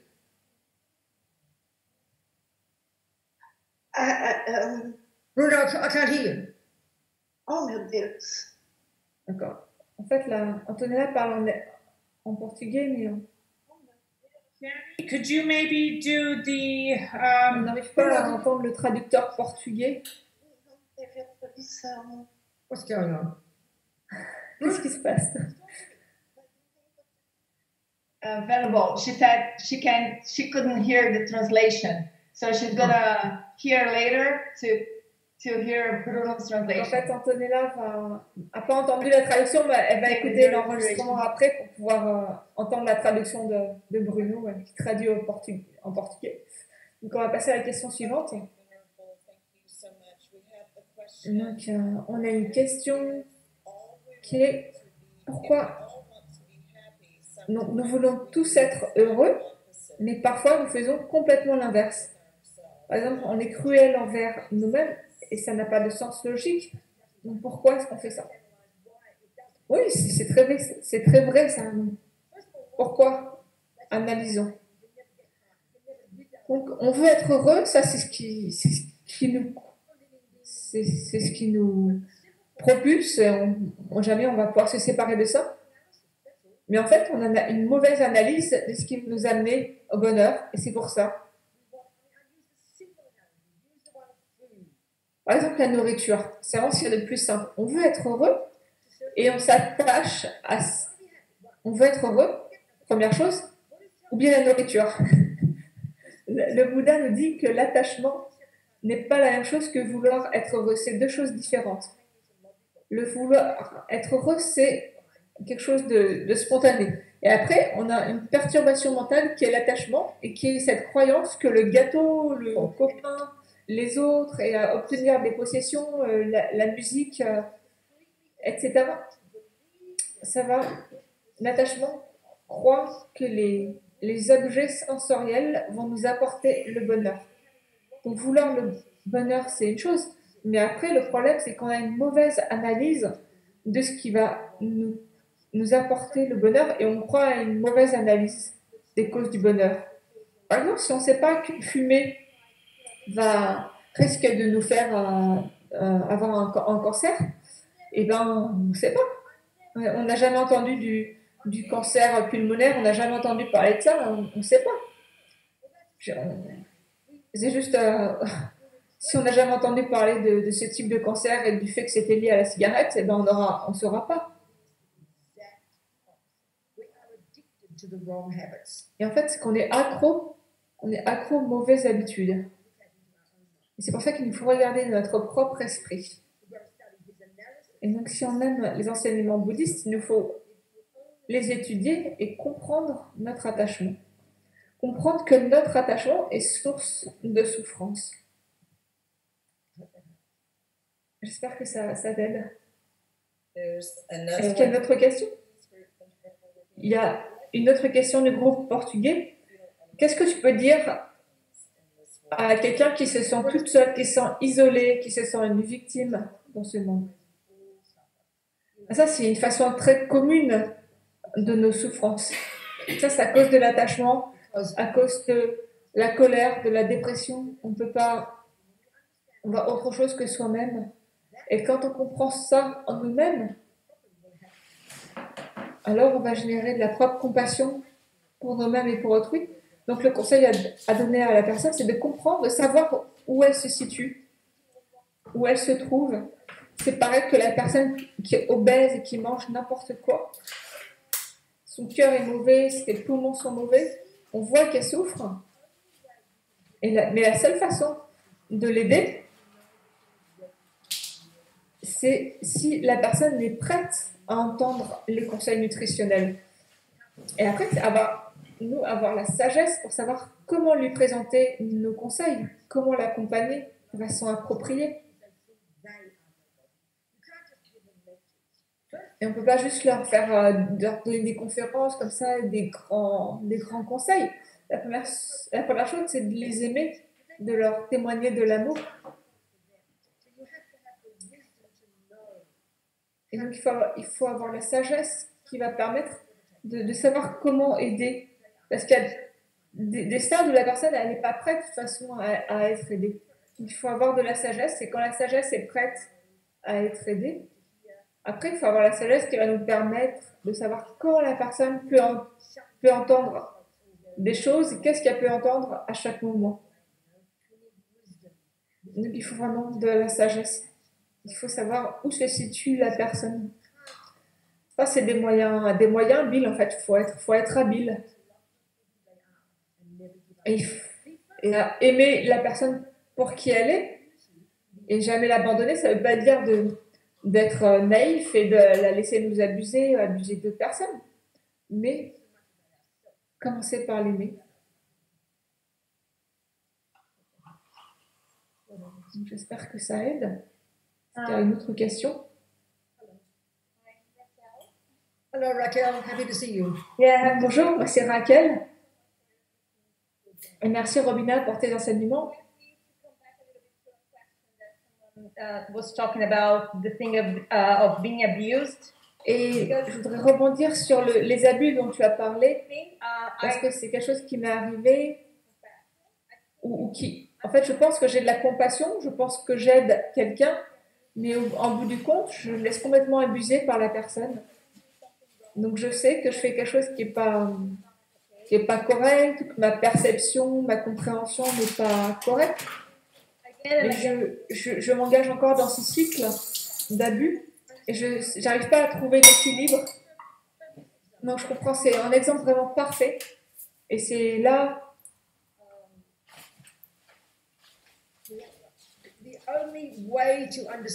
La seule façon de comprendre ça, c'est l'aide de la sagesse et de comprendre la façon dont l'attachement fonctionne. Donc il faut que tu comprennes ton attachement, Raquel. Donc je parle à toi parce que tu as posé la question, mais pour chacun d'entre nous doit comprendre. Toi, en fait, c'est le syndrome de la bonne fille. Tu veux être gentille, la fille gentille. Tu es gentille, tu es patiente. Mais en fait, ce que tu n'arrives pas à voir dans ton type de personnalité, c'est que tu n'arrives pas à voir comment ta gentillesse est polluée par ton attachement. Donc, qu'est-ce que ça veut dire? À quoi je suis attachée? Eh bien, l'attachement le plus profond que tu as, mais qu'on a tous, c'est l'attachement le plus profond, qui est plus profond que l'attachement pour le sexe, la drogue et le rock'n'roll. Et l'attachement qui est le plus difficile à comprendre, c'est l'attachement à être vu et entendu, et on va être approuvé, on va être validé. C'est quelque chose qui est tellement intégré dans nos bonnes actions qu'on ne s'en rend même pas compte. Et ça prend vraiment du temps. Et l'attachement, quand il n'a pas ce qu'il veut, il essaie de différentes façons. Il y a 7 frères et sœurs dans ma famille. Il y en a qui étaient certaines de mes sœurs qui étaient les bonnes filles, les gentilles filles gentilles, et d'autres qui étaient les rebelles comme moi. Mais c'est quelque chose. Cet attachement qu'on a pour être vu comme quelqu'un de bien, pour être une fille gentille, pour faire plaisir à papa et maman, c'est quelque chose qui est extrêmement ancré dans notre culture.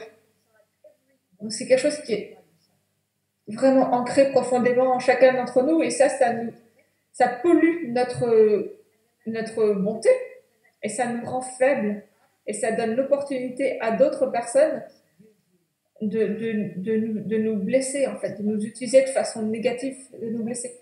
Et c'est pour ça que d'autres personnes te blessent. Et ça, c'est tellement difficile à voir, c'est tellement subtil. Qu'est-ce que tu en penses? Est-ce que tu as...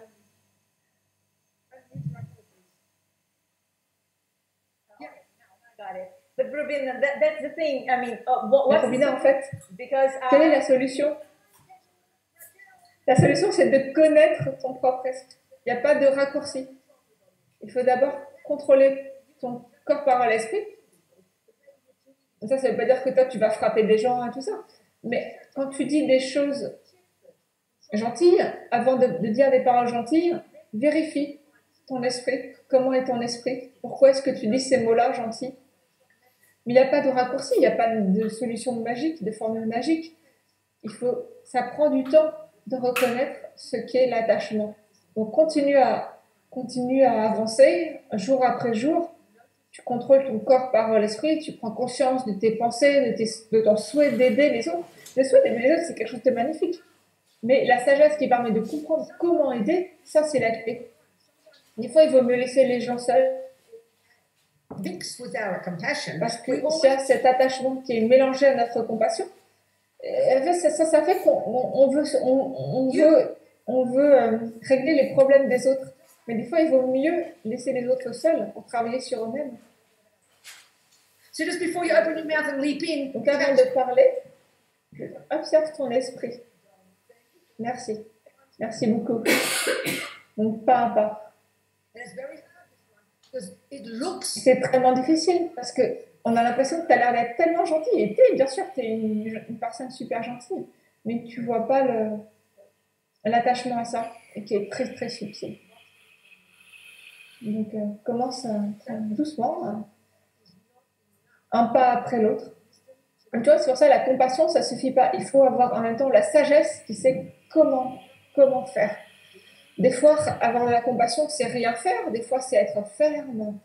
Il y a différentes façons d'avoir de la compassion. Merci, Raquel. Est-ce qu'il y a d'autres questions? Rubina Slamo.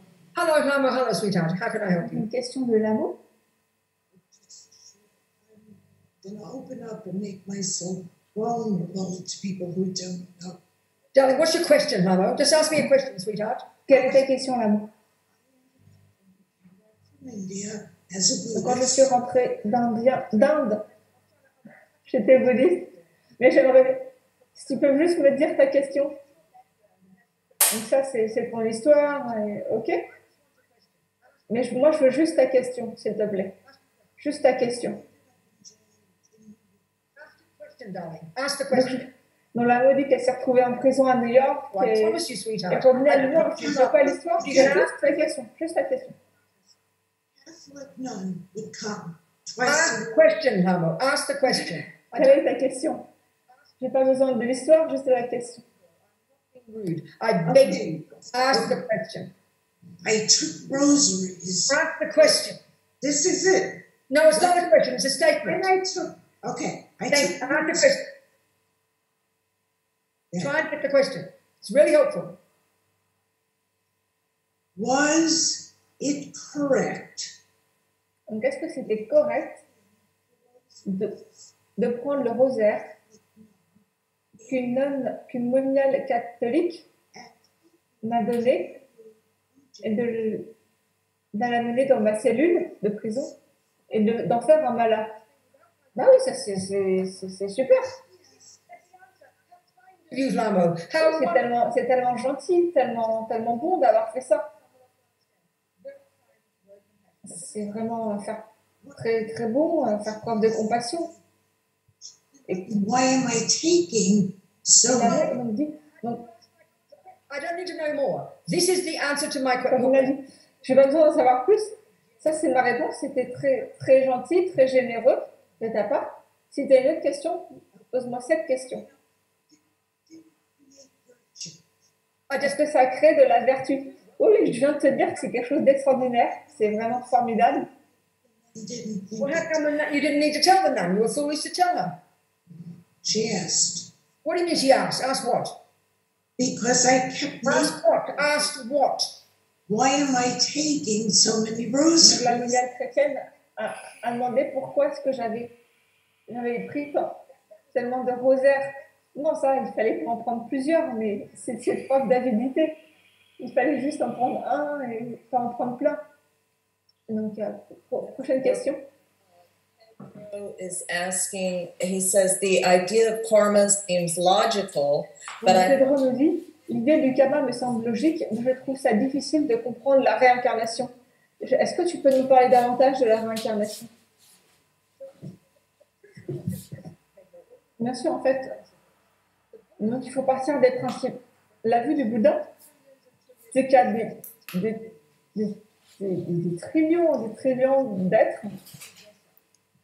Et les êtres, ça veut dire quoi? Un être, c'est un possesseur d'esprit.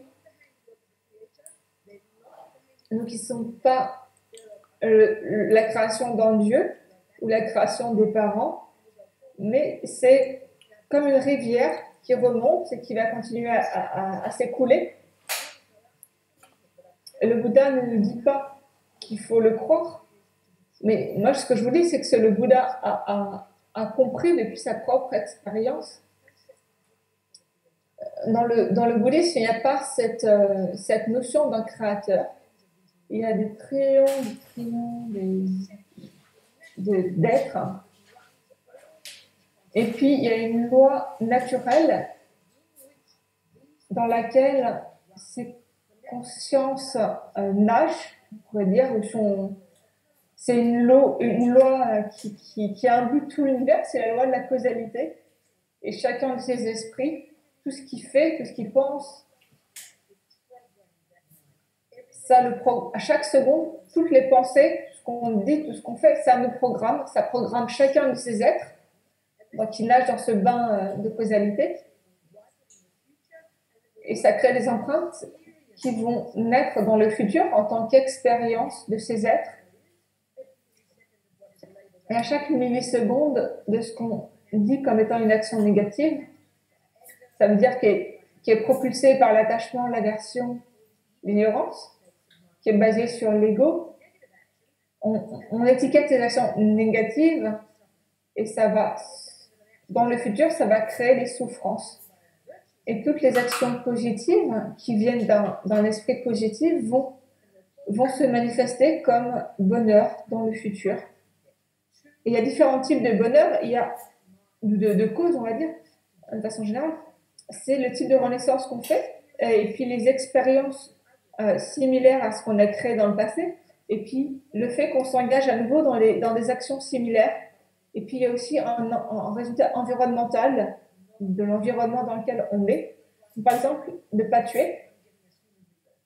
On va obtenir une vie humaine, et puis on va avoir la tendance de ne pas tuer. Et puis, on va pas se faire tuer nous-mêmes ni mourir jeune. Et puis, on va être dans un environnement où on a de la nourriture, de l'eau potable, des choses qui vont nous nourrir, qui vont pas nous blesser. Et donc, chaque action a ses 4 résultats. Et ça, c'est abordé de façon vraiment extensive dans la littérature bouddhiste. On nous explique tout ça de façon vraiment extensive. Et ça, c'est ce que le Bouddha a observé comme étant vrai. Donc ça, c'est la réponse bouddhiste à Pedro. Take this as the basis of our life. If we choose to, no one's forcing us, and we start to learn it and study it. Et si quelque chose qui nous intéresse, ces hypothèses nous intéressent, il nous revient de les approfondir et We're not punishment, it's not reward, we're not some innocent et on est en charge de notre propre vie. Donc c'est à nous d'étudier, de mettre tout ça en pratique. C'est nous-mêmes qui sommes les créateurs de nous-mêmes. Le Dalai Lama dit nous sommes les créateurs, nous sommes nous-mêmes les créateurs. Donc il nous faut travailler avec le karma pour être sûr que quand on va mourir, que ce soit la semaine prochaine, le mois prochain, on aura le type d'expérience qu'on souhaite obtenir. C'est pas de la chance ou de la malchance, c'est juste la loi du karma. Qu'est-ce que tu en penses? Where's Pedro? Où est Pedro? Est-ce qu'il est choqué? I believe he's in the Portuguese. Okay, well, there you go, Pedro. If you want to ask another question, how do you do that? Pedro, il écoute la traduction en portugais. What I find, Pedro, just telling you, what I find taking this view. Pedro, en fait, je pense que moi, je vous dis, c'est mon hypothèse de travail depuis tellement d'années. Et je vois à quel point c'est un antidote puissant à toutes ces pensées qu'il y a il y avait dans mon esprit. Je trouve que cette vue du karma, cette vue fondamentale, It takes ça prend time. du temps, bien sûr, ça prend du temps. Ça ne se fait pas du jour au lendemain, mais ça tranche toutes ces pensées étranges où je suis devenue plus responsable. J'ai abandonné la victimisation, la colère, ces choses-là, juste en ayant ces vues dans l'esprit. Mais ce n'est pas des vues intellectuelles, c'est des vues qui sont fondées sur l'expérience, qu'on a vraiment intégrées. That's right. What else? Arpita has a question, Venerable Rabina. Go ahead. Talk to me. Namaskar. I want to ask a question.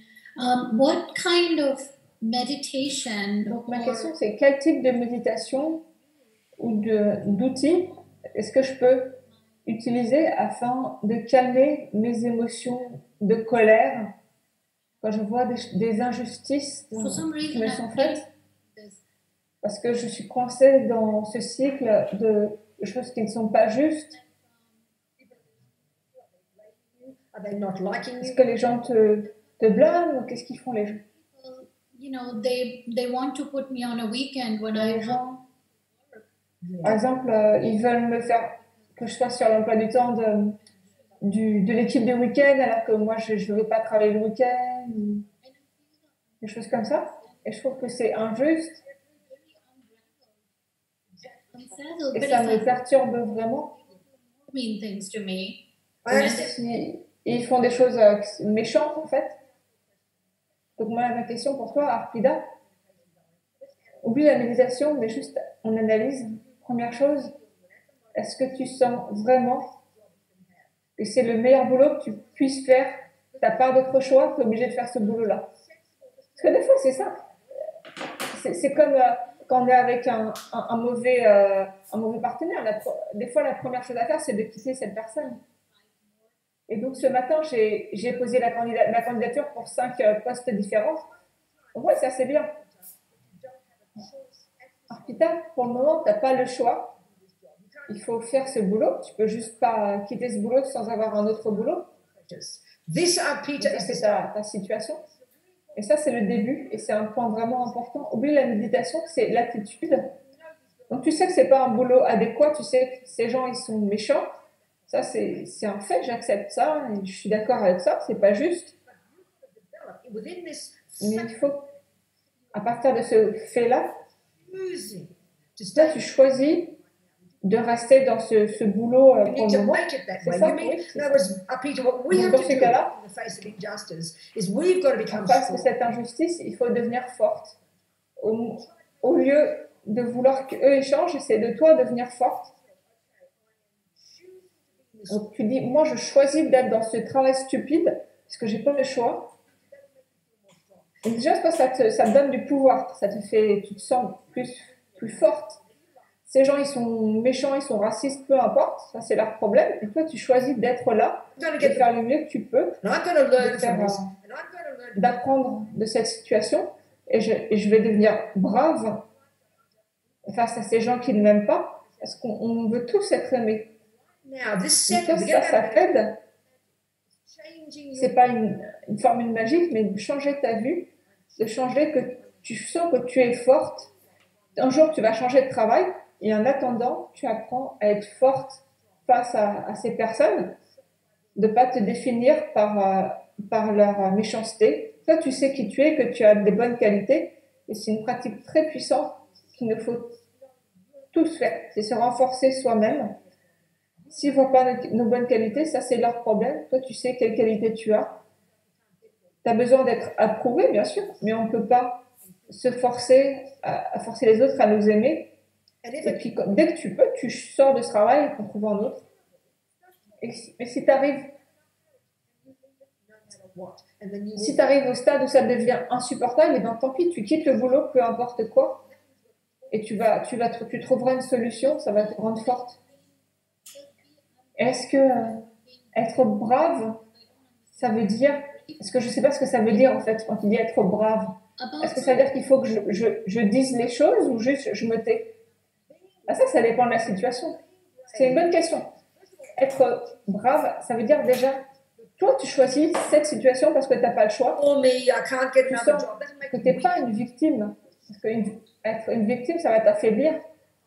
Mais Choosing tu te dis, ben, je choisis de rester là jusqu'à ce que je trouve un autre travail, au lieu de se dire, ah, j'ai pas le choix.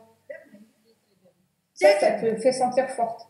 Et la deuxième chose, c'est que brave, ça peut être un jour, il faut dire les choses, et puis un autre jour, il faut rien dire. Ça dépend vraiment de la situation. Et si tu vois que ça va aider, et si te déteste encore plus, si tu parles, ben, ça sert à rien.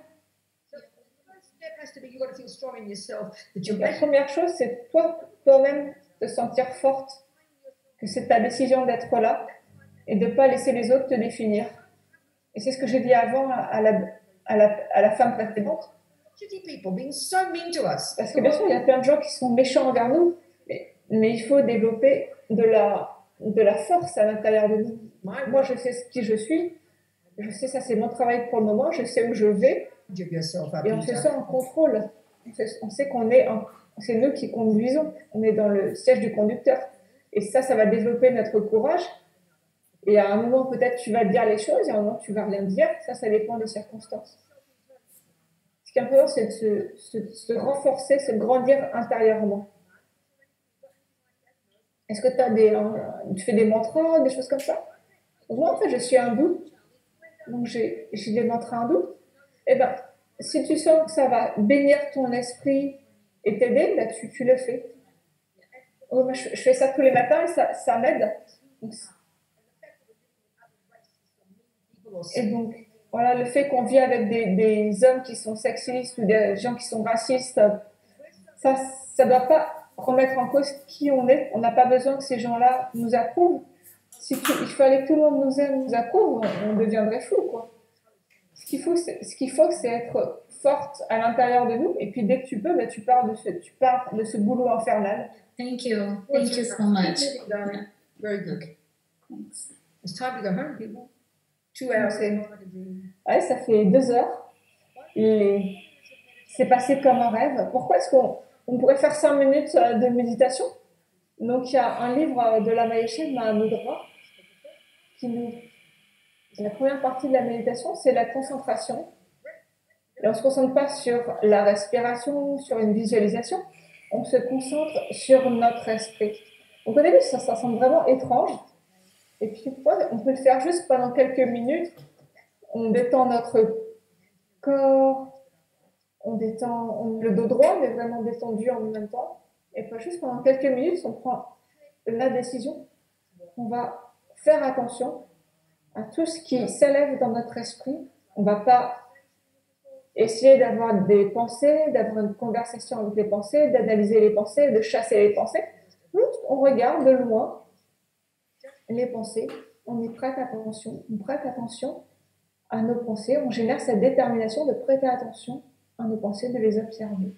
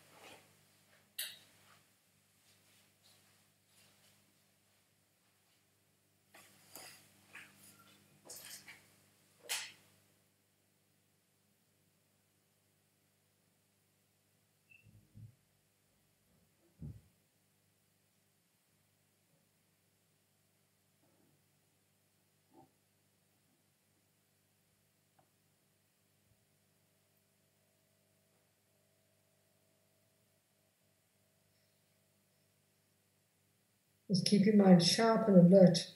Just On garde notre esprit focalisé, alerte. On regarde les pensées, on les identifie, on les laisse passer, on laisse partir.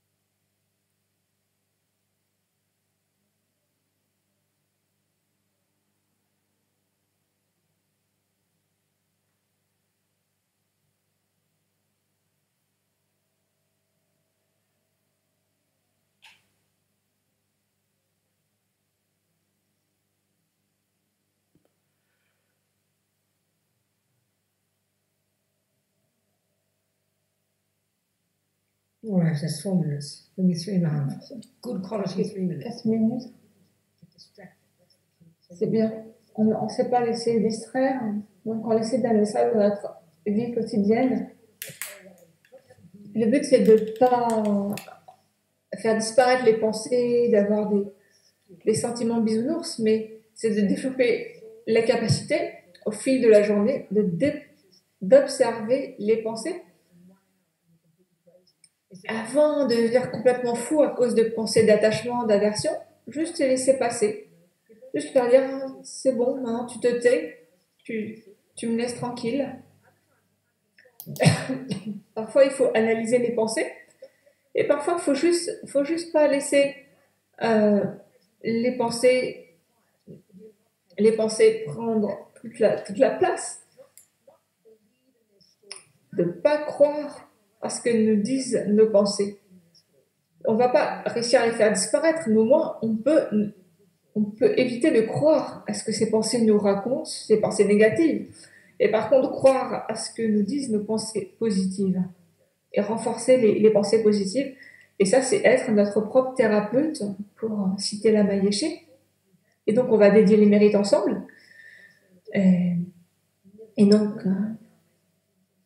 on va, pas après pas, on va développer notre potentiel illimité.